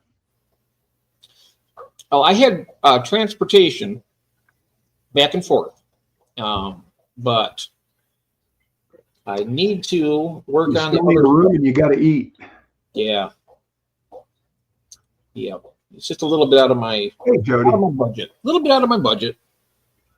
Yeah, Kathy and I were talking about going, and I don't know if that's going to happen either. That's a big one. I tell you what, if there's anyone I wanted to go to, it would have been that one, because it's a special one with the wedding and right. We were talking about flying in and out of Philadelphia, renting a car, and then during some of it, go see the the historical stuff in Philadelphia, the bell, the church, all that stuff. Be tourists. Also looking forward to that auction they have there too. I guess they have quite an auction at the on Sunday at the Clash. From what I understand, that's what David somebody's telling me about. It's right. And we'd have to leave that night or the next day to fly home with fish. Well, what I'm doing, if I was going, I'd buy the fish. They'd go home with David, and he'd ship them to me. Right. Yeah. I guess I could do the same thing. Send them with David, and he could ship them to me. Yep. If you wanted to, if you. Oh, he will. He already said he would. For you, he didn't say that for me. Well, if he's going to do it for me, he'll do it for you. I mean, you definitely. Yeah. I'm pretty sure you're pretty safe in that regard. Yeah. So because I don't know, and I'm always learning. What are Cory Equus? Oh, the Equus. Those are the ones that David has that are he's trying to breed. Yeah, Jody's telling Christopher that the Cory Equus came in. Christopher wasn't one of our vendors, was he? Jeff? What's that? Christopher wasn't one of the vendors at the auction, was he? I don't know. I don't think he sold it. No. No, he wasn't, but he's welcome to. And in fact, I want to make sure that everybody, regardless of what, any personal feelings with each other or whatever, vendors are welcome. You know what I'm saying? If you know how to ship fish and you want to be a vendor on the next one, it's on the 31st of May. Yeah. And should be a good one. Should be a really good one. Are these what they call orange Venezuelan, or? Those are the Equus right there. Yeah, I know. I brought those up. Venezuelan look similar to those, though. They look very. Okay. Do they have a CW number? I'm sure they probably do. I was a bidder, not a vendor. Yep. New stuff to me. I'm still learning, and Oh, wow. Poconos. Jody says, if Christopher, I can get them to breed, I will happily share. Cool. Yeah, that'd be great. Yeah. I want to learn how to breed, get some of the Hillstream loaches and breed them. Yeah. Yeah, mine just were epic fail. That's why I haven't tried to get any since. $79 each at Dan's. So really? Mm-hmm. Well, that's the top one. Hey, June's here. Hey, June, how you doing, Jody? What about imports? Purple. They are acclimating. How big are the mystery snails when born hatched? Well, you got to see what you should see what Christine's getting, June. She's getting the blueberry snails. They look like a Venezuelan, but they are blue instead of gray. This is a better price than Dan's. How much are those? Oh, $29.35. Yeah. So if you order, probably the whole 4, you'll get them for $29. I'm betting. Yeah. $30. So it's $30 to $35. So if you ordered 1, you're probably going to pay $35 for it. Yeah. Yeah. Yeah, it's out of my price range. But those are beautiful, though. I mean, if you got them to breed and something like that, you could easily make your money. Sure. It wouldn't take long at all, actually. I mean, right. Pinhead size, good to know. What's this now? That's the mystery snails when they hatch out. PW43 for them. All right, cool. Thanks, Curtis. I've got blueberry snails, and they make babies very nicely, but thankfully not at the rate of mysteries. Yeah, nice. Yeah. Christine just got a pair of those, Jody, and I'm waiting to get. I'd love to get a pair of those and breed them myself. Oh, you should put some of those in auction in May. You could do that. Every one of those eggs eggs hatched out that Christine had. What, 38 egg? Oh my God, you're going to be up to your eyeballs in mystery. She said she's got about 3,000 actual snails in that 75-gallon. I think it's a 75. That's insane. Pardon me, but that's insane. A lot of snails. And they're granted, they're little teeny, the white spots on the glass, and then some of them are like the size of a pea. Sarah also asked Christine, she might still have mystery snails for sale. Christine's got plenty. I won the Equus on a raffle, 50, well spent. How many for the 50, Jody? If I may. Oh, wow. Hey, Nathan, you're not late. You're right on time. Yeah, hey, that's right. Scotty, welcome in. Scotty's here from Texas. Yeah, you get here exactly when you're supposed to, never a minute earlier or later. Remember that. That's right. That's right. When you're here, you're here. That's right. And we're grateful for it. Right, yeah. Oh, the purples. Oh, nice. 6 for $50. Not bad. That's a good one, yeah. And they're mature. Oh, that's great. Wow. I just sent magenta snails and 2 egg poops today. Oh. That wasn't our auction, was it, Jody? I was sent. Oh, that's all right, Scotty. Like I said, you're never late, my friend. You come on in. You know something else? I just realized something. I thought for sure. Sorry about that, Scotty. I could have swore I had given you your moderator rent so you can check out other channels and whatnot. Sorry about that, my friend. There you go. No, they weren't ready at that point. Oh. It's 5 hours from the clash. Oh, yikes. So, yeah, it's a long drive, but it's 2 hours closer than 7. So, yeah. Yeah, you'll get that. I'm sure you're going to. Best of luck to you, Nathan, you and your wife there. Hopefully you get that loan. I think the eggs are hatching. How fun. Yeah, they are. Wow. I love mystery snails. They sold for me like hotcakes when I had them. Yeah. I didn't get a lot, like $1.25 a piece. When you got hundreds, yeah, adds up. And they ship so easy. You can ship a lot. Even in the smaller boxes, you can get a lot of them out.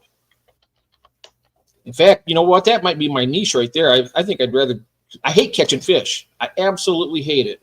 It drives me, it's nerve-wracking. going after all them fish. Mystery snails. Oh, you're very welcome, Scotty. You're welcome, sir. Thank you.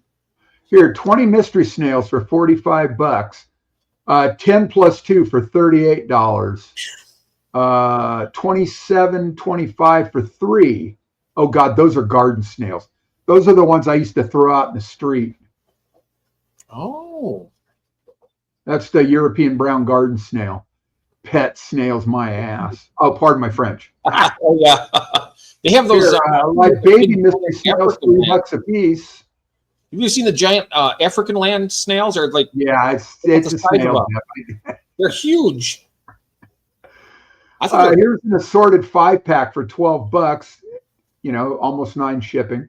So if you just go to eBay and type in mystery snails live, I let it say that. I didn't need to, but I'm going to get rid of that because all I did was type in mystery snails, and it should be mostly the same. You're going to turn the baptismal pond into a pond. Wow. Oh, that's kind of cool. Yeah, no joke, he says. So I got to ask, because I was telling Kathy about this, about throwing a free baptism, Don.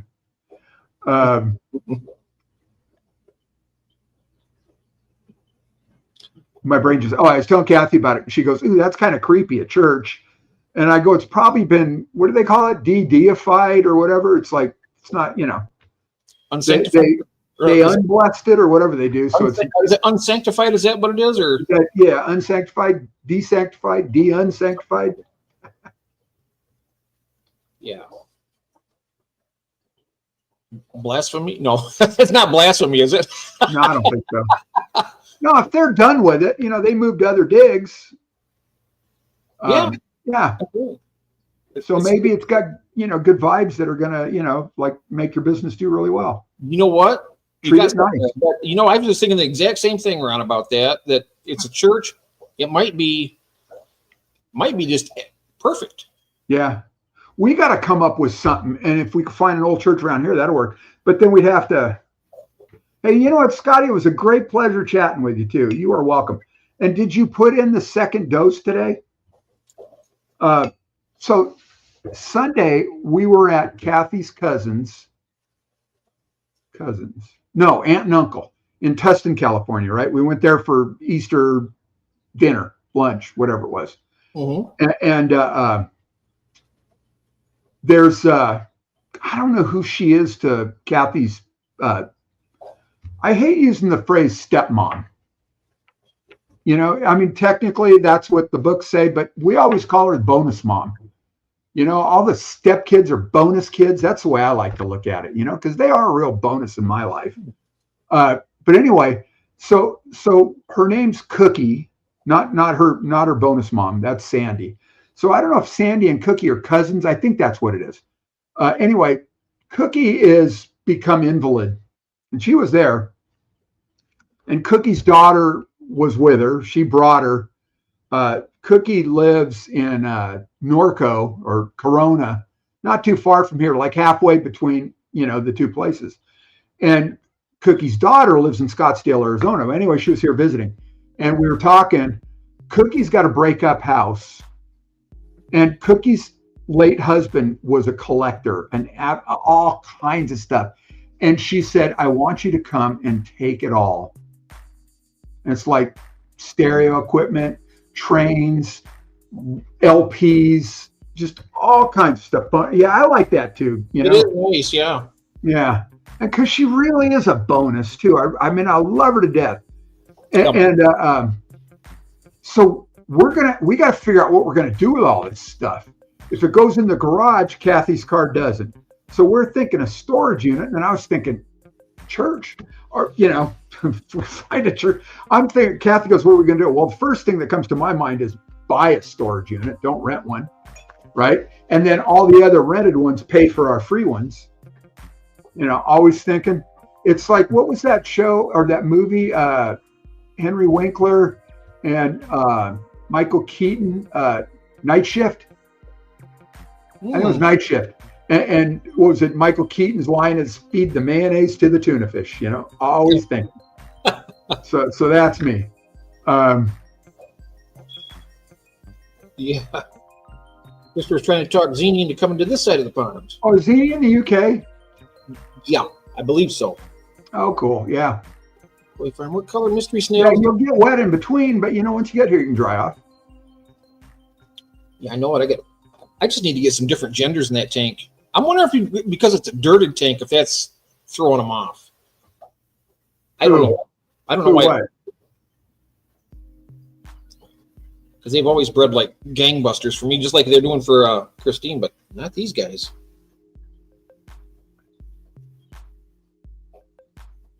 Trying to become mildly more useful for. Okay, I won't. I would think it would make a difference. Oh, okay. I wouldn't. All right. I think I just got all the same gender in there. Honestly, I know that when David sent it, I think was it Cheryl or was it Jody that got one gender? I can't remember. Oh, well, I didn't even know Kathy left. She just drove up. Oh, that's a pleasant surprise having her come home, right? Tells you how much I'm paying attention. So. Well, I'll be darned. Well, I can tell when she left because I can open that app that opens and closes the garage door. Oh, nice. And go to history. Oh, it shows you when it was open and closed? Yeah, it was open. Quick. That's really cool. Open and closed at 1:35, 1:36. Oh, she probably had to go to the post office. She's been selling, thrifting and selling LPs. Right, records, LPs, right? And she was going through my old ones and selling those. And this guy bought 3 different Creedence Clearwater Revival ones. And she's got them all packed and shipped and ready to go. And the guy messages her, goes, I hope you didn't ship them yet. I need you to ship them to this address instead. Ooh. Never, ever, ever do that. Okay? What you got to do is you go back to the buyer and go, what I need you to do is ask for a refund. I will refund your money. You go into eBay, you change the address there. Yeah. And then you repurchase them. Because you don't know if you're getting scammed. Never do that. Never let anybody tell you, I need them shipped to a different address. Always tell them, let's cancel the order and start over. You fix the address in eBay. Oh, there you go. Okay. I didn't even think about, that makes sense. That makes sense. 3 books for $500. Yeah, what were they? Oh my God. There's a lot of stuff like game related, like Pokemon related or a lot of that kind of stuff related, that genre. So certain video game related books that are just older ones. Just worth a fortune. Wow. Willie Nelson made a song called I'm My Own Grandpa. Really? I thought it was somebody else. That's an old song. I remember that. I didn't realize it was Willie Nelson, but I do remember that song. Star Wars Rare. Oh, very cool. Oh, there you go. Yeah. Yeah, anything I can do to help their skill people. Yeah. Hey, Wizzle.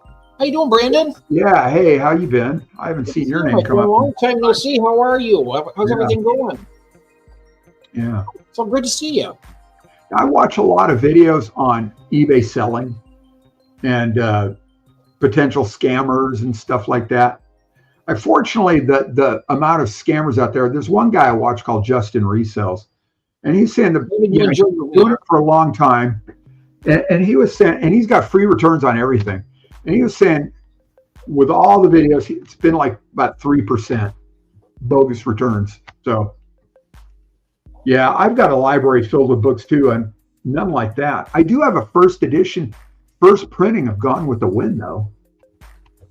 Yeah, they're out there, but we can't let rule our lives by them. We just have to be aware. Yeah. Because otherwise we're living in fear, and I'll be damned. No way. Right. Yep. I saw one video, and the thumbnail was, "I know where you live," and I'm thinking to myself, "Ditto." Yep. I know where you live too, because you gave me your address when you tried to buy something. It's like, well, yeah. Comments on YouTube. Tell me. Oh, the WhatsApp. those are scams. Just ignore them. That's not actually coming from the person putting up the video. Yeah, just ignore those. Yeah, ignore them. Or if you can figure out how, you report those to YouTube. Shirley says her nap's over, about to get tank stuff started. What kind of tank stuff are you doing, Shirley? No prodigal. I have no grandkids or kids. I've never been married. My siblings have kids. I'm just an uncle. I just got one of those recently, Zini, about Bitcoin, and WhatsApp me or DM me or whatever. And it's in a weird font too. And I don't know how they do that, but I went and found the guy's email. That guy, that eBay guy, his name's Justin Resells. So I went into his YouTube channel, found his email, sent him an email, told him what I found. He goes, yeah, it happens. Just if you can, report it to YouTube. So I guess it happens all the time. So he wasn't Bitcoin. He deals with Bitcoin too. Yeah, yeah. I don't know anything about it. Yeah. I know nothing about it. Yeah, one time, it was a lot of skepticism. I think now it's going to be a secondary currency. I think they're putting that in the U.S. Reserve. So the dreaded font, yeah. So every month I buy $100 worth of Bitcoin, and it just, stacks. Now, Mel, I think, are you doing the dog grooming? Is that what you do, Mel? She's got an hour-long drive to a house call. Oh, wow. I hope you're charging for that. Yeah, that's a lot of gas. Yeah. Hey, there's Ed. Hello, Ed. Welcome in. Good to see you, my friend. Oh, hey, Ed. Wow. Oh, gosh. Just an uncle. Uncles are great. I bet you are wonderful. I'm an uncle. I'm an uncle to 4 nieces. And that's it.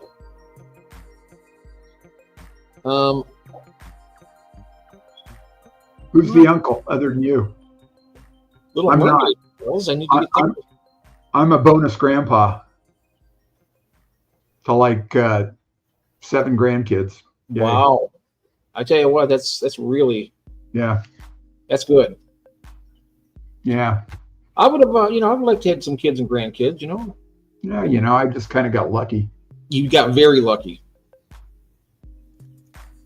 Count your blessings around. You got a lot of them. Oh, every day. Every day. I live my life in gratitude. Pokemon cards, as another, kind of, and it depends on which ones. The ones that are still coming out in lots at Costco around Christmas time, maybe not as much.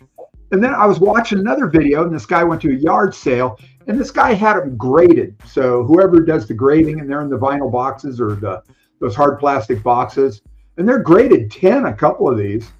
And he's asking like $600 for something that on eBay is going for, I don't know, 30 or 40. So you got to be aware. A lot of people, I think that's a big thing now at yard sales. He trades those. I have a lot I trade. Yeah. A lot of people at yard sales now are using eBay, and they're pricing their stuff at eBay, but they're using what people are selling it for. The magic is go to see what's sold, how much it's sold for. Because you can ask $1 million for something, but it's not worth that. It's worth what it sells for. So keep that in mind too. Find the right guys. I do local. That's nice. That's cool. Yeah, that's very cool. Yeah. Yeah. But even something like that would be easy to ship, though. I mean, right? Oh, God, yeah. But when something gets too valuable, I did see one, and it was baseball cards or pokey cards or something. Guy had $2,700 worth of these things. I would never sell that on eBay. Oh, yeah. No way, because, I guess somebody, like pinched out the most valuable card and sent it back and said, it's not all there or some crap, There are scammers out there. So something like that, I would be inclined to go to an auction. You're paying, eBay's charging a big chunk of money anyway. Go to an auction, let them take their cut. All sales are final. You're done, so. I'm not sure if you were here earlier, Briswell. I was talking about the Clash. That I probably won't be able to go. I was talking, I had transportation, but I was just talking with my wife. It looks like, unless, we'll see what happens. But I do have a backup. I'll be going to the auction in Erie, Pennsylvania. Is it late September or October? I can't remember which. Yeah, I know. I'm still trying. I mean, it's not like there's a percentage that I might be able to make it. Percentage. Dog groomer here. It's only. Oh wow. It's the only client I do that far for the drive for. Oh, that's nice. Oh, interesting, Nathan. Oh yeah, some of the Pokemon cards have something like metal detectors of sorts. Oh, it's probably, yeah, like a metallic hologram or something like that on some of them. Only buying the good ones. Oh wow. I know you really meant all guys love you. Yes, a dog groomer here, and it's only the only client I do that. Yeah, for a drive that far. Yeah, no kidding. Well, truthfully, they do, Christopher. Of course, enjoy your. Yeah, good. Wow. Well, that's really cool. I mean, I know the Star Wars figures when they first came out with them. I mean, people would buy them and keep them right in the box. I seen a friend. My niece's boyfriend at the time had a whole closet just packed full. And Yeah. it was up, and it was just 10 deep of all Star Wars. So they're probably worth a fortune now because that was when they first came out, the first run. Right. So, yeah. Yep. Pokemon cards still sell. And it's like anything else. You got to know your product too, so you don't get scammed. And and I guess there's all kinds of other Pokemon stuff. I was watching another one of the resellers, and he found one of the little Pokemon plushies, at a Goodwill or something that was in real clean condition for $1.79.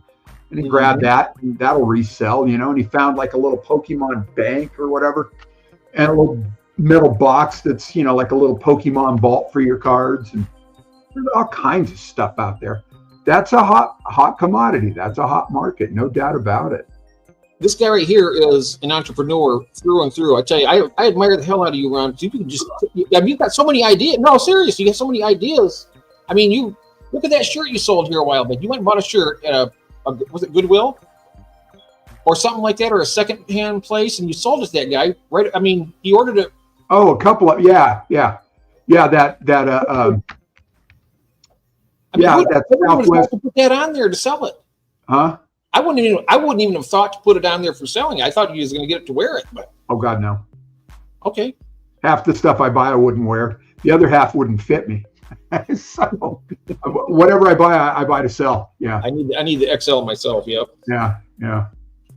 My Star Trek transporter, I got for $2 and sold for $125. Wow. Is that the same transporter that was in Big Bang Theory, June? Did you see that? Do you watch that? Did you watch that? On 4 different platforms, they do very well. Oh, that's cool. Yeah. Very nice, Christine. That's nice. Yeah. I tell you what, it's finding the right niche. You find the right niche, and you find the right niche and put it in the right place. Oh yeah. Well, Kathy's doing books and LPs, and she found I think it was a first edition, first printing, autographed by Greg Pappy Bollington. I don't know if any of you. Pappy Bollington, yeah. Robert Conrad. Was it Robert? Well, this is the actual guy. I know. Was it Robert Conrad or James? Yeah, Robert Conrad in Black Sheep Squadron. Yes. Yeah, I used to watch that. But still in the box. Yeah, very cool. That's a great find for $2. Not today, Bollington. That's a great ROI. That's wonderful. The same Japanese man would be flying around. Not today, Bollington. You remember that? That was cool. Yeah. Well, she has 2 more that are still in the box. Wow. That's cool. Yeah, that's I'm not doing my arithmetic right. That's what, 1,600%? Is that right? what is it? Star Trek ships and I had the Enterprise model. I put it together, and it was the one that glowed in the dark. It was back in that was like in '79, I think it was. It was cool. We had it hanging from fishing line from the ceiling in our room, and if you turn the lights off, the Enterprise would glow for a while. Yeah. It's like a 6,200% profit. Nicely done. Cool. Yeah. Yeah, I used to love all the ships. Yeah, the different crafts that they had. Well, I have all of them. Oh, wow. She has all of them. Yeah. Oh, here's Melvin says, I'm changing hobbies. I'm selling all my trading cards, my sports ones, football, baseball, football, hockey. Oh, wow. I think we've got to start hitting yard sales. I'll be doing that. Yeah, I'm doing that. Yeah. I mean, that's where the better deals are. Especially for like aquariums. Look at Swiffle. He's picking up tanks on the side of the road. I know, they're roadside. I'm going to go to every one and see what they got. I don't never really do. I've never done it. I've never been to garage sales very much, but I'm going to be starting to go. You never know what you're going to find. Yeah. Richard Branson, Virgin Records. That's the guy, Don. Cruz Bolero. Hello. Welcome in. Cruz Bolero. Hi there. Oh, wait. No, I remember that name. That's she was in on one of David's streams, I think, one Friday night. And I'm subscribed to her page. My favorite posting site is Goodwill. I just gave my son his old Power Rangers original. You know what I had that I wish I had it today? It was the $6 Million Man. He had like a little optical eye. You could look through the back of his head. Those things are worth a fortune. Yeah.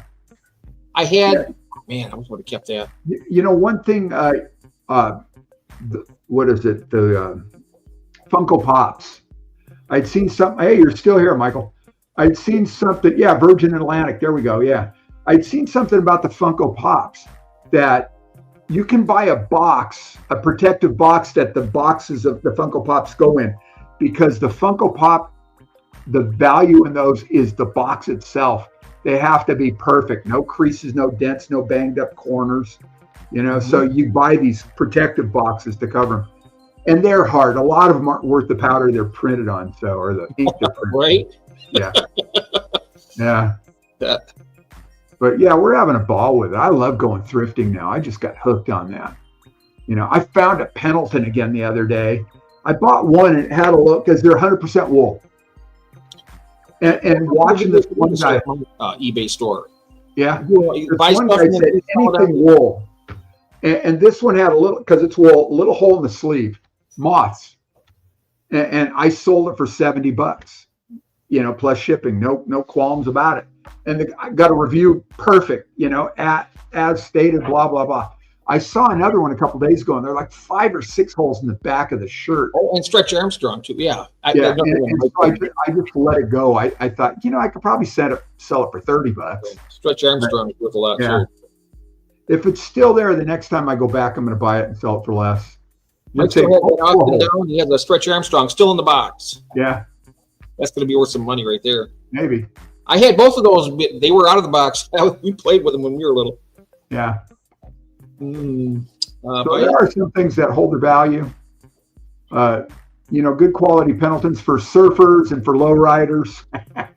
That's a good bit of information there from June. Buy 2 of every toy, keep one and put one away. How you doing?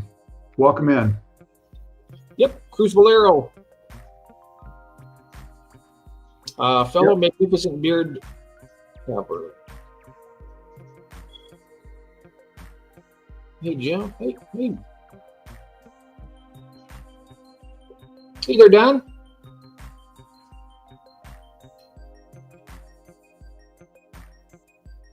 How are you? Oh, you know what? I'm going to put Cruz Bolero's link back in the chat here. Oh, yeah. You know what? I don't see it. Okay. Not sure why. Yeah, there you go. Thank you.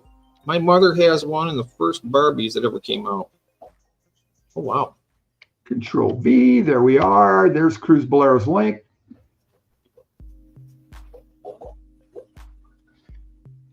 Hopefully you'll pick up a couple more subs. Yes.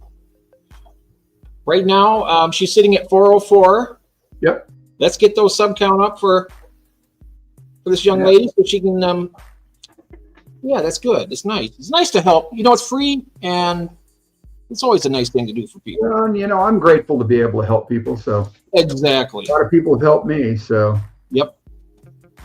Absolutely. Don't forget, pull up a short and watch it.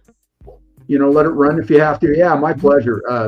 Hey, Jeff King, click on the thumbs up and you know, all you gotta do is say subscribe and then click on the subscribe button, and that way YouTube, you know, doesn't think you're just a bot. So. Mm-hmm.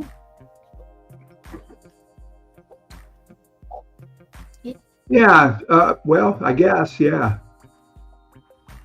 Don't confuse their adjectives. Why not? I mean, everybody else has been confusing their adjectives for a while. There's no helping. Yeah, you're right. I am doomed. Thanks, Nathan. What a pal. Yep. Beyond help. I am what I am. Yep. Ron, there's no helping you. You're due. Yeah, that's. Yeah. Also, no, I'm also trading all my comic book. Oh, you know what? I had a comic book collection growing up, and we had a flood at our house it was north of here. And right. I mean, if I had those comics today, they'd be worth well into the thousands of dollars. Yeah. Well, I mean, a lot. I think I had the very first Fantastic Four comic that came out. Right. I think I had the first Spider-Man, which was they all got completely destroyed. So it's like, sucks. So Melvin, how many comic books do you have that you need to get rid of?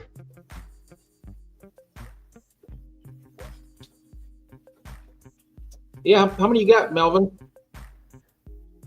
And I ask because my brother-in-law deals in comics, and he buys them by the lot. You know, if that's something you're interested in. Now he's in St. George, Utah, and I know you're in Pennsylvania. But I was not going to mention, you should know what the value of them are when you're selling them. I wouldn't take, you know. Yep. You want to do your research because you might be sitting on a lot of money. Well, he goes through them and he's a fair buyer. That's why he's really successful at it. He's been doing it a long time, and he's got return clients, and so he's fair. Yeah. So if Tree Fitty, Deadpool, yep. Tree Fitty. Norfolk Southern. So do a bit of research on those comic books because you could probably find out the value of them. I mean, whether you sell them to your brother-in-law, Kathy's brother. I mean, otherwise, because people, like Ron said earlier, people will try to take advantage of you, and Jeff will not. They will. Jeff will not. And a lot of people don't want to do that. I know your brother. You know, a lot of people don't want to do that research. They just want them gone, and they're willing. You know, they need that money. So sometimes they got. I mean, it depends on what your situation is. If you need money desperately, I mean, they got you over a barrel. They'll just offer you a little bit of something, and it's better than nothing. And so I consider that like predatory purchasing. Yeah. You know, taking one person's weakness and then exploiting it for their own gain. Sure. That's the way the world works on. Unfortunately. Well, some of the world, Jeff. Yeah, some of it. Yeah, some of it. Which is unfortunate. I mean. Yeah, those are the ones you hear about. Those are the ones you hear about loudest. Yeah. Yeah. Chris had a Kawasaki disease when he was really little. He was in the hospital for 2 weeks and wanted to watch the movie. The movie was worse than The Sickness. Oh my! What movie are we talking about? He had Kawasaki disease. I'm not even sure what Kawasaki disease is, unless it was like a motorcycle accident or something. Oh, I don't know what Kawasaki disease is. yeah. Dr. Predator's here. Hey, Dr. A. Dr. Anthony. Dr. Anthony. Some more than others, June. Yeah, that's what we're finding out. It depends. And also VHS. Some of the VHS hold value. Hey, Gil. Good morning, mate. How you doing? Fellow Jeff Sipples. He was calling him Jeff Fanatics. Oh, my God, yeah. Jeff Fanatics last week. Now it's just like in the basement, and I have comic book I bought in 21 and 22. Yeah. I grew up with a kid that had a steamer trunk full of comics. Oh, Kawasaki is a blood. I didn't know that. Kawasaki's a blood platelet disease. They were talking about Power Rangers. Oh, I see. I didn't know about Power Rangers. Yeah. Only my reference is Kawasaki was the motorcycle. I had no idea. Wow. I have The Last Starfighter on DVD, and we just watched it. I don't know, week and a half, 2 weeks ago. Pollyanna movie. Wow. Yeah. Interesting. I will keep an eye out. So, I look at the DVDs when we go to the thrift stores. I still think we got to start doing the yard sales. We went to an estate sale last Friday. We should have gone back Saturday also. And I was looking at the pictures on the website the day before. And in the kitchen, they had 3 Dutch ovens. 2 were Le Creuset, and the other was a different brand. And when I got there, one of the round Dutch oven, the Le Creuset, was gone. The oval one was still, I didn't realize it was oval by the photograph. Couldn't really tell. $300 for a used, I mean, it's Le Creuset, but $300, it's, you got to be kidding me. You know what else is collectible, June, are the game cases. And especially if you got the game cases with the paperwork still inside for video games. Like PlayStation and Nintendo and all that? People throw those away. They pull all the games out, put them in one of those books, where they just slide the disc in. And so you can buy a lot of the games, but the cases can be worth a lot of money too. Mm-hmm. Yeah, DVD cases. You might change your. Let's see here. Last Starfighter. Disney got every animal wrong. Yeah, he's asking how so. That me too. Yeah. We started watching. Robin Hood last night, the animated Disney version. Mm-hmm. We got about halfway through, and then Kathy had to go do something, and then so we're gonna watch the other half for dinner tonight. So. Oh, nice. The sleeves are what make the. Yeah. Agreed. And again, some more than others. It just depends. Some are worthless, and others, oh my God, they could be worth like tens of dollars for $30-$40 for an empty like a PS4 game or whatever, with just the paperwork and the case itself. And sometimes just the case itself, no paperwork. And people put all these together, they'll start buying them up, for their collection to get the whole complete. So yeah, hey Craig. We have another Australian friend here. Craig is here, hey. Yep. I was going to ask. Now we're talking about the CDs and the DVDs. Now after that, it goes to the digital, right? Oh, digital downloads? Is digital the next evolution from having to use the discs? Yeah. Well, technically a CD or a DVD, I think that's still considered a digital recording. It's not an analog recording where they ground the grooves in the track of an LP. Yeah. So there's some games I used a disc for, and now that I don't have them anymore, and I was able to get it just by downloading it from the. Yeah. Well, I've got 800 CDs, and they're all downloaded to my iTunes. Okay. So they are in digital heaven right now. So Right. I was wondering what's going to be next after the download. I mean, what are they going to? How can they implant it in your brain? Yeah. They're going to have virtual reality or something where you can actually download it yourself. Yeah, I don't know. Who knows? Yeah. Yeah, who knows? It's fascinating over the years. I mean, I remember the floppy disk on the computer, the 8-track tape. Right. So now it's the MP3 or MP4. Yeah. Now it's the MP3 or the MP4 where you go to Amazon, you can buy the music without, you just download it. You don't get the disc anymore. I like the disc. I like it because it's tangible. I bet you could put them up for sale. You can try to sell those, June. You never know. Yeah. I don't know what 3D movies. Yeah, I have a hard time watching those. Going to the theater and watching 3D movies, I have a hard time watching those. I don't like them. I get kind of like vertigo. Well, my eyes focus so quickly that I don't see the 3D in them. Yeah, you can't keep up. I mean, it's a waste. All I see is these stupid little objects just kind of like going around the place. It's just like double vision. Right. I've probably got 1,000 DVDs back there in the hallway. Wow. So, like all kinds, like all kinds of genres. That's what I meant, lots of Disney because we are Disney people. Yeah. And lots of the British mysteries.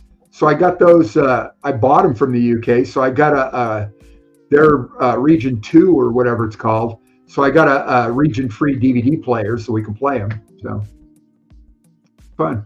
We've been at this over 2 hours here, Jeff. Yeah, I'm looking at the time here. I probably should. Next, we will Jeff's AAA stream beam directly into our consciousness. Yes. Yeah. I was going to mention to Gil. I mean, I don't know if you couldn't buy anything, but we're having an auction on the 31st of May. It's at 8 p.m. our time. So what would that be for you guys? Right. Be what, here on this coast? 5 o'clock. I think it'd be about noontime for them. Oh, and where? Australia? Australia, yeah. All right. So 8 o'clock. Craig's saying, if you're friends with George, don't forget to send him a message. Make sure he's okay. Are you talking about Aquaballs, Craig? Or is there a different George? Make sure if you're talking about Aquaballs, he may still be in the chat. Oh yeah, George. I talk to him almost every day. He's healing up. RB3. What happened to RB3? Oh, George RB3. No, not a clue. Oh no, I don't. I seen him. Well, he was actually in on Monday. Was it Monday?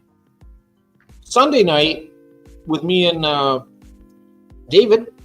He came in. He stayed for a long time. He was on the auction last Saturday. Came in. Yeah. His mom's near the end. Oh no. Oh. All right. Oh, that's too bad. Yeah, I'll definitely. Prayers. That's all we can do. Yeah. Yep. Never easy. Did not know. Mm-hmm. But yeah, I will reach out to George. I'm going to check on him, make sure he's all right. And I'm watching the final season of Star Wars from Disney Plus. Andor. Star Wars Andor. Is this going to be the final season or it's season 2? Yeah. Are they going to come back with another Boba Fett? What is it? Who knows yet? Not a clue. Because there was that first season of Boba Fett. Mm-hmm. And there was that season of... God, I lost track. What was the one that Luke Skywalker ends up in? And that wasn't Andor. It was the last one he was in where I can't remember. Mandalorian. They're coming up with a Mandalorian movie, a feature. Now, how did that happen? I didn't send that up there. What? I was clicking on the chat bar to type something, and that popped on there. I didn't even do anything. New to StreamYard. New to streaming those greedy little buggers. Look at them. They're just. I have that in the description already. Why are they putting it up there? Because they can. I hope it's not going to be a regular thing. It's a bot, so I mean it's whatever. Mandalorian, that's the name of it. Yeah. I'm hoping there'll be some more. Yeah, and so the finale for Andor is really Rogue One, the movie Rogue One. Yeah. Oh yeah. Yeah, definitely for George. That's where you see, Cassian Andor, and he meets whatever her name is, and they blow up, and they get the Death Star plans, and that's where the fourth one, A New Hope, opens. Actually, the tanks. Howdy. Actually, welcome in. We are all over the place today. We've been talking about thrifting and fish and snails. Ashley the Tank, welcome in. And garage sailing and stuff. Now we're talking about Star Wars. We've been talking about collectibles, Pokemon cards, comic books. Oh my God. So we're all over the map. So yeah, I was, well, we had started out, I was going to be doing like a little thing about shipping with my box, but my styrofoam that came in, long story short, is the wrong size. So I got to figure out something else, either get some new boxes or we'll come back to it. Something that'll work, but I got to get something because I got several orders going out over the next, hopefully 2 to 3 weeks. Yeah, we'll skip a few minutes and come back to it. Shipping to David, I already got his out. I have not Christopher, but Jonathan Colvin. We have Jose. And there's one other. I have to look at the list. It's actually a Wi-Fi garage door, Lance. It's not Bluetooth. We got a new garage door put in when we first bought this house because the other one was pretty shoddy. And we got a lot of dust and it leaked all the way around and it wasn't insulated. So we got an insulated garage door, the new motor was Wi-Fi compatible with the control. So it's a Wi-Fi. So there you go. That's how that works. Mm-hmm. Yep. Thank you. How's that? Thanks for being here. Yeah. New to fish tube. Yeah, cool. Well, let's see what we can do about that.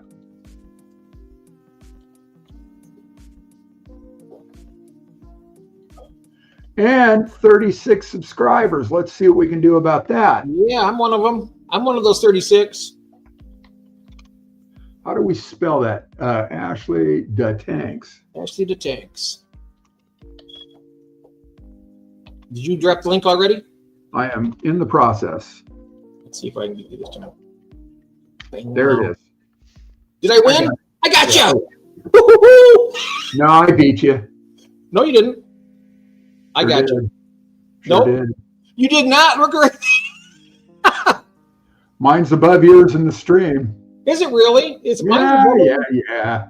Who won that, guys? Ron's first, really? Oh, I wonder why mine's above. Our pleasure, Ashley. Where Christine says already subbed, mine's above that, and then okay.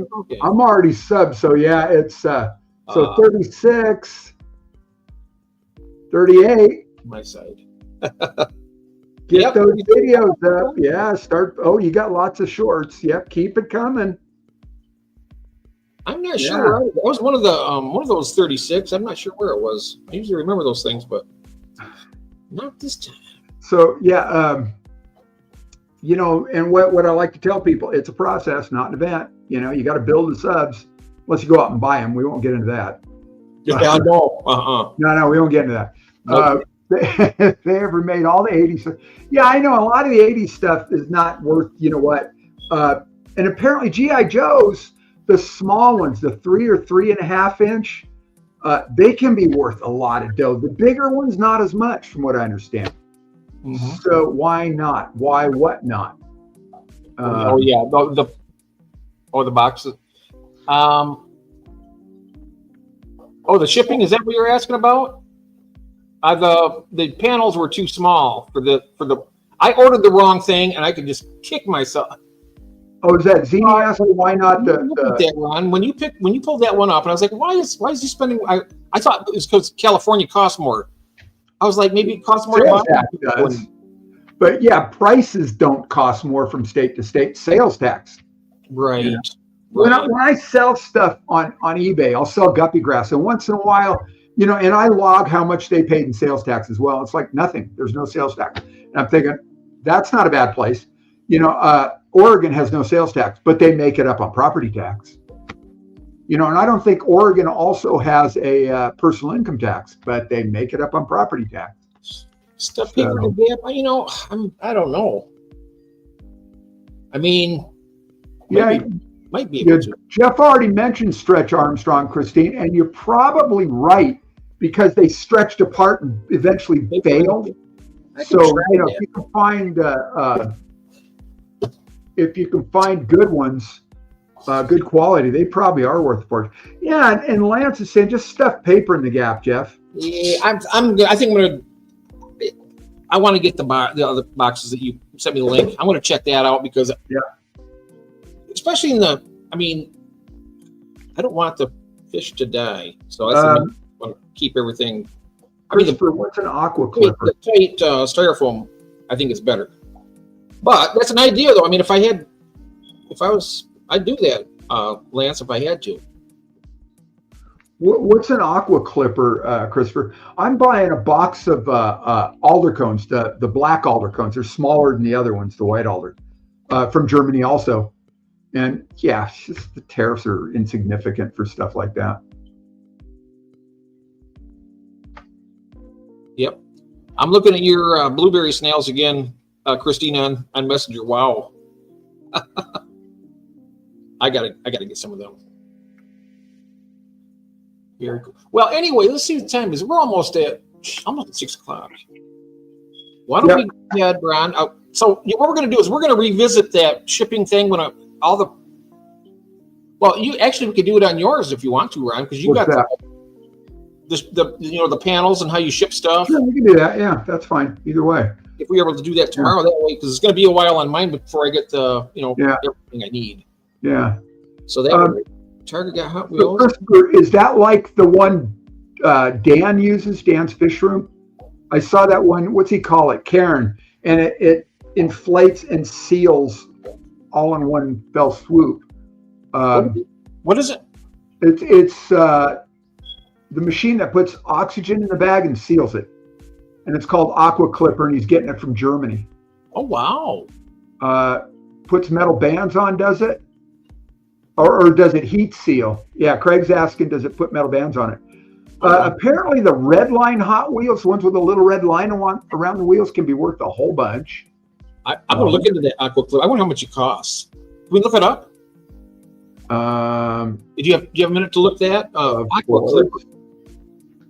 That would make things so convenient. You can just buy the 4 mil bags. Yeah, but Aqua Clipper. Aqua Clipper. It's a machine that puts oxygen in the bag and seals it all in one fell swoop. Eh? Nice.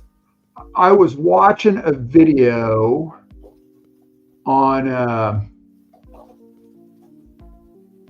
Aquarium Monster, so this is the right place for Fresher Marine. This is not the same as what Dan has. Let me get it up there. $1,000? Yeah. Yeah, it's not practical. I mean, if you're doing, like dozens of bags a day, yeah, that makes a lot more sense. Okay, it's in the queue. Bags he's got going out every day. It's got to be a lot. I liked his Karen. Dan's Karen. The 206 plus 40 is about 5K. Mm-hmm. So yeah, I'm guessing it looks a little like this. It's in the Oh, it's in the queue? Okay, let me bring that up here. Let's get back here. Let's take a look at it. All right. So it's kind of a weird looking piece of apparatus. Let me back up here. That's there's nothing to click on. That's like $5,000 for that? Well, it's German engineering. What does it consist of exactly? It's here you go. This is it. It's all manufactured. Yeah, it puts metal bands on and air. Like the hog ring bands, Craig, is that what you're thinking of? Yeah, I've got them. I got the hog rings and the pliers. I saw another one, and it's a pneumatic tool that it puts the hog rings on. It's a big piece of equipment, and it puts those hog rings on. The one you have, Jeff, remember it leaves those sharp edges. Yeah, this one folds it in all the way. But it's a big, expensive piece of equipment too. Mm-hmm. Yeah, I want to get them. I want to get that so the metal band goes on there more properly. It's like more than my life. Yeah, that's a lot. That's more of my life savings. You may have to open the wrench and turn it and hit it again. You know, like squeeze it twice. There is a competitor for about $600. I will put. Oh wow, 600. That's. Oh, that'd be cool. Yeah, if you want to share. Much more. That's yeah. User friendly. Much more user friendly than the 5K. Yeah. Yeah, a lot of this stuff, you know, I used to tell my students that don't buy this stuff, invent it and sell it to somebody else. So, I mean, unless you're really going to use it, if it's really a practical piece of equipment, you're going to use it. I don't sell enough stuff. I don't sell enough stuff. Otherwise, it's just a toy. I mean, I don't. Yeah. I don't sell enough to warrant having something like that. I use my air compressor to fill it up with air, and then I just not usually. I was thinking that thermal printer was going to be a toy, and I used the hell out of it. So I'm really glad I got it. Oh, I'm so glad mine's coming on Friday. Yeah, very cool. I got the labels already. I'm just waiting for the thermal printer. Right. That's gonna be cool.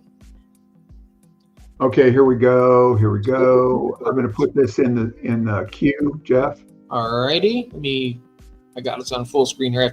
This is called the Max Packiner Air and Watertight Bag Clipper. Oh yeah. So are these using hog ring? That hog ring? Well, let's find out. Yeah, let's find out on that. It's how much is that anyway? What's the price? Oh, it does use, the rings. Oh yeah. It's like a staple, and I guess it just folds them around. Yeah. So once you get it, you just kind of run it into it and just. Yeah. All right. You said what's the price? $665. Yeah, that's a lot. That's a lot. Yeah. It'd be nice to have something like that. I mean, if we would find one used or something that's good, I mean, get it for cheaper, but it would be. Yeah. And once again, it's got to justify itself. Yeah, it's not. Yeah, I'm not shipping. I'm not even shipping hardly more than 1 or 2 bags a week. Right. If I'm lucky. Right. It'd be like 3 bags a month, maybe. Yeah. Yeah. So thanks for the link there, Christopher. Appreciate it. Worth every cent, then, Christopher. Oh, let's see here. Yeah, if you're not shipping 100 bags a week, it's not worth it. So yeah. Well, I bet the thing of it is, I'll tell you, as stressed out as I get from shipping even like one box, I mean, anything that would make it easier would be worth it. But I mean, only if you had the discretionary money to do something like that. Otherwise, it's not, it's not cost effective. Not at all. But if I was doing it like, just as a, basically a hobby, right, and not make any money. Yeah. And I don't ship enough to justify it. The knots in the top of the bags work great for me. Yep. Yeah. That's how I did. That's how I sent David's. I got knot, put the other bag on and tied the knot on the other end. Likewise. Yeah. So. Hey, Dean. Hey, Dino, how you doing, mate? We just in time to say goodbye or what? Yeah, we're just wrapping her up here. Right at the bottom of the top of the hour, right at 6 o'clock your time, 3 mine. Well, that's right. It's 11 o'clock for him, I think, isn't it? Or 10:59. How did Yelp get open? I think it's 5 hours difference, I believe. Hi, good to see you, Dean. Yeah. Boy, you're doing well. Yeah, 5 sounds right. 8 from here. Our son, Kathy's son, my bonus son, is in Romania, and I think that's 10 hours. And I'm putting this up here, guys. If you're not already, could you please? This is one of the sweetest people on planet Earth. Please go to her channel. If you haven't subbed to her already, do so. It's free, and she is such a nice person. Who are you talking about there? I'm talking about Maureen. Oh. Everybody in here is nice, but I'm telling you something. Yeah. I wanted to showcase her because she doesn't get enough. Yeah, absolutely. I am subbed. Okay, but if you're not, guys, if you want to click on that link and check it out. If you're not sub to her because she is absolutely a treasure on this planet. Is she still here? Person, she's still here. Oh, cool. Yes, she is. That's why I found it. I put the link up. Nice. Yeah. Oh, cool. But yeah, definitely. She's got some beautiful koi fish. She does a lot of projects. Right. all kinds of really cool stuff. So just, and she's in probably one of the prettier corners of the country too. yeah, New Hampshire. I love the accent in New Hampshire too. I grew up with the whole New England thing. My folks were from Woonsocket, Rhode Island. Yeah, I love the accent. And, you know, they're pretty thick. It's a little different up in New Hampshire and Vermont. But, you know, I grew up with the whole, you know, we're going to go park the car next to the Lodge Frog Farm, you know, so. Yep, with the cars in the I yard. can keep up with, what's his name? What is his name? Can't remember his name. Chris Evans. He did some commercial or something, because I guess he's from Boston. And he did some whole commercial with that Boston, you know, that Bostonian accent. So I can keep up. Yeah, I agree with you, Dean. Same here. Absolutely. Yeah. Love her and Chris. They are my koi sisters. Yep, and they're good. fish sisters too, because they have tanks. Yeah. Best of both worlds right there. Best of both worlds. So, Dean, is koi keeping an outdoor hobby in the UK? I mean, they'll take the cold, right? They're big carp. They'll take the cold because Christine, yours are outdoors all winter in those ponds, yeah? And your ponds freeze over. They just don't. And Chris Stubbings, yep. Also they freeze over, huh? Oh, he gets so cold up there. Yeah. Oh my God, yeah. So okay, yeah, mainly, yeah. Very cool. Very, very cool. Tracy. Treacle? Treacle. Am I missing? Who's treacle? I don't know, but treacle's kind of like molasses, isn't it? Are we talking about two different things? Oh, I don't know. I've never seen that word before, actually. I'll be honest with you, I've never seen it. When I woke up, I rolled over to Belle, and was a bloody dog here is asleep between us. And winter's there. Oh, we're just starting to get into our late spring here and our early summer. Yeah. Finally. I had a pit bull, and I would wake up off the bed because he'd end up dead center in the bed and then stretch with his feet against my back and push me out. Mm-hmm. Well, I was going to show my treats, but they're upstairs. I think I ate some of them already. Christine sent me the mug. I went on the Fish Frenzy live stream, and there was two of them. The first one and the last one. Mine, the very first name out, it floored me. I was like, wow. Oh, cool. Well, Dean, I just learned something new. Thanks. And all kinds of really good treats with it. It's like, oh, so nice. Treacle is a pudding. Okay, I think it's also like molasses, or a type of molasses is referred to as treacle. Common slang. Now, do you call it $1, or do you call it a pound or a quid, Dean? Because I hear it from both people. I guess one slang for the someone says that Tory. I don't even know what this is. A Tory will say a pound, and the more common folk. That's political. Is that what it is? A Tory is treacle, the British term for molasses, a thick dark syrup. So treacle pudding. So yeah. So that's like treacle tart. Yeah. Cool. Sweetheart, Cockney, rhythm slang, or rhyming slang. Cool. Oh, she sent the last one to me. Oh, yeah. Thank you so very much. Very cool. Yeah. That is so nice. I love my mugs. I would like to go spend a couple months in the UK just milling around, train riding up and down. And I do too. Yeah. There, and also Australia would be another fun place. I'd love to go for about a month at both places. Yeah. Is what I'd want to do. Yeah. It was hot as hell here yesterday, and today it's close to turning the heat back on. Wow. Yeah, she goes back and forth, doesn't she? Yeah, we're still pretty comfortable. Yeah, it's nice here today. I think it's like 65. Let me just take a look here real quick. 86 here. 67 here right now. Yeah, 86 here. Wow. And what did it say? 18% humidity? It doesn't show our humidity here. Yeah, there's that French influence in Louisiana, isn't it, CRISPR? Well, your market's doing good, Ron. Look at all the arrows are green pointing up. Yeah, that's hurting a couple of my trades. Oh, is it? Yeah. Yeah, the Dow Jones. I've been on the other side of the market mostly. Ron, It's the best. Love visiting you. Yeah, I'll bet. Yeah. 75 there. That's a nice day, Christine. Dollars a buck. Yeah, pounds a quid. Yeah. Oh, next year too. So you use sterling, huh? That's gone. Pound sterling. It's just a pound now. Oh, a buck is a. Yeah, the E is the quid is the buck to a dollar. Yeah. Yep. So if you're there and you want to borrow 5 quid, it's like borrowing $5, but it's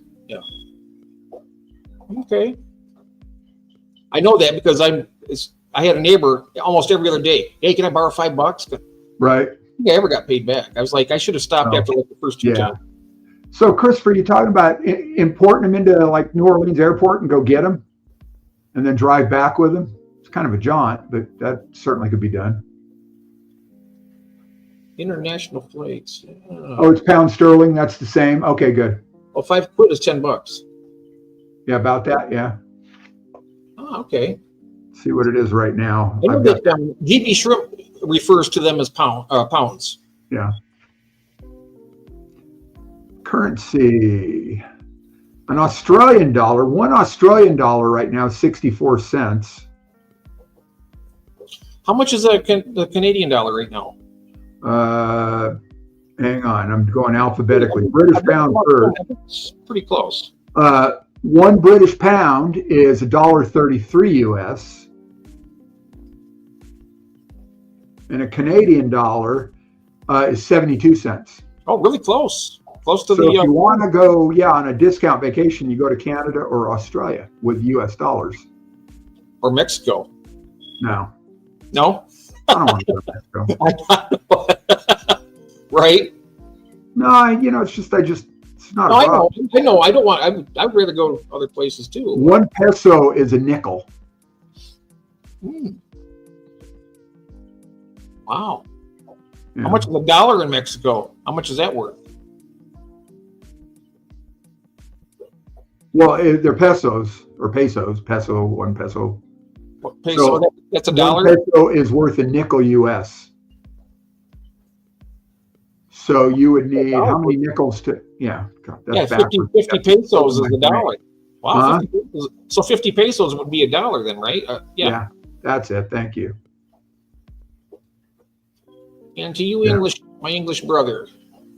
Yes. So anyway, friends, it's out. We went well over our 6 o'clock. Yeah, I gotta go taste something. My head's starting to split. Yeah, I understand that, Ron. That's fine. After also my 31st wedding anniversary. Oh wow, be 32 years this summer for me, Don, for our wedding anniversary. But let's not go there. All right, we won't. Big Steve. We're just wrapping up here, my friend. I'm so sorry. We've been going since 3:30. Yep. And we started out with a plan, and then my plans got squashed because of a mistake that I made. But you know what? That's the way the ball bounces. Yeah, you know what they say: best laid plans. Yeah. They also say shit happens. So. Yeah. Crap occurs. Or if you like the cleaner version, excrement occurs. Yeah. Yep. That's what he said. Absolutely. Yeah. So anyways, everybody, I'm going to go ahead and, Ron, thank you. We're going to be at Ron's tomorrow at 4:30 Eastern time. It'll be 1:30 Pacific. 30 on your time, on your side of the world. And then tonight? And then, it'll show on the live stream. What about tonight? Tonight's 10:30. Oh yeah, we have one tonight at 10:30 p.m. We're going to have George Aquaball is going to show his new discus. He's got some new discus he's going to show, and we're going to have a lot of fun. Yeah. I like the mix. 7:30 Pacific. So SOSDD there, D. That's SOSDD. Same old shit, different day. Oh, here's the 21st of August. Christopher, our wedding anniversary is the 21st of August. His is the 31st. Wow. Ours is coming up at the end of June, the 27th. Wow. It'll be 10 years for Kathy and me. Nice. Yeah. A few hours till the legacy opens. Oh, I have no idea what that means. I don't know. All right. Thank you very much. Good to see you. And Christine, I'm so glad to see you. Yep. And everybody else. They're everybody. I tell you what, you guys are fantastic. Love y'all. Thanks Love for you being very here. much. And we'll see you tonight if you want to come up by and see the new discus that George got. He's got some beautiful fish. Yeah. That's at 10:30 tonight. And then we got Ron. Me and Ron will be tomorrow at Garage Aquatics for. And now you call Garage Talk on both days? I don't even remember.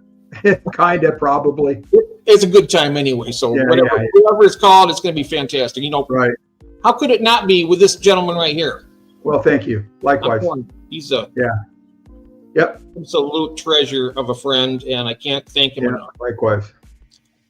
So, great stream. Oh, thank you very much, John. Hey, and John, we'd love to have you as a guest sometime. So let me know when you have some availability, either daytime or night. We have nighttime ones too. So TTYL, I'm not sure about that one. Talk to you later. Oh, how about TTFN? What was it? TTFN. What's that? Ta-ta for now. Oh, yeah, you do that too. That's Tigger. TTYL is talk to you later. Yeah, TTFN is Tigger from Winnie the Pooh. Thanks for the pond. Yeah, my pleasure, Christine. I like doing those. So. Oh, nice. Thanks for looking at them. And Dino, you take care, mate, and we'll see you guys all later. So we're going to head on out. I'm going to go get something to eat. And, so everybody take care. We'll see you. Bye. Cool. TTFN.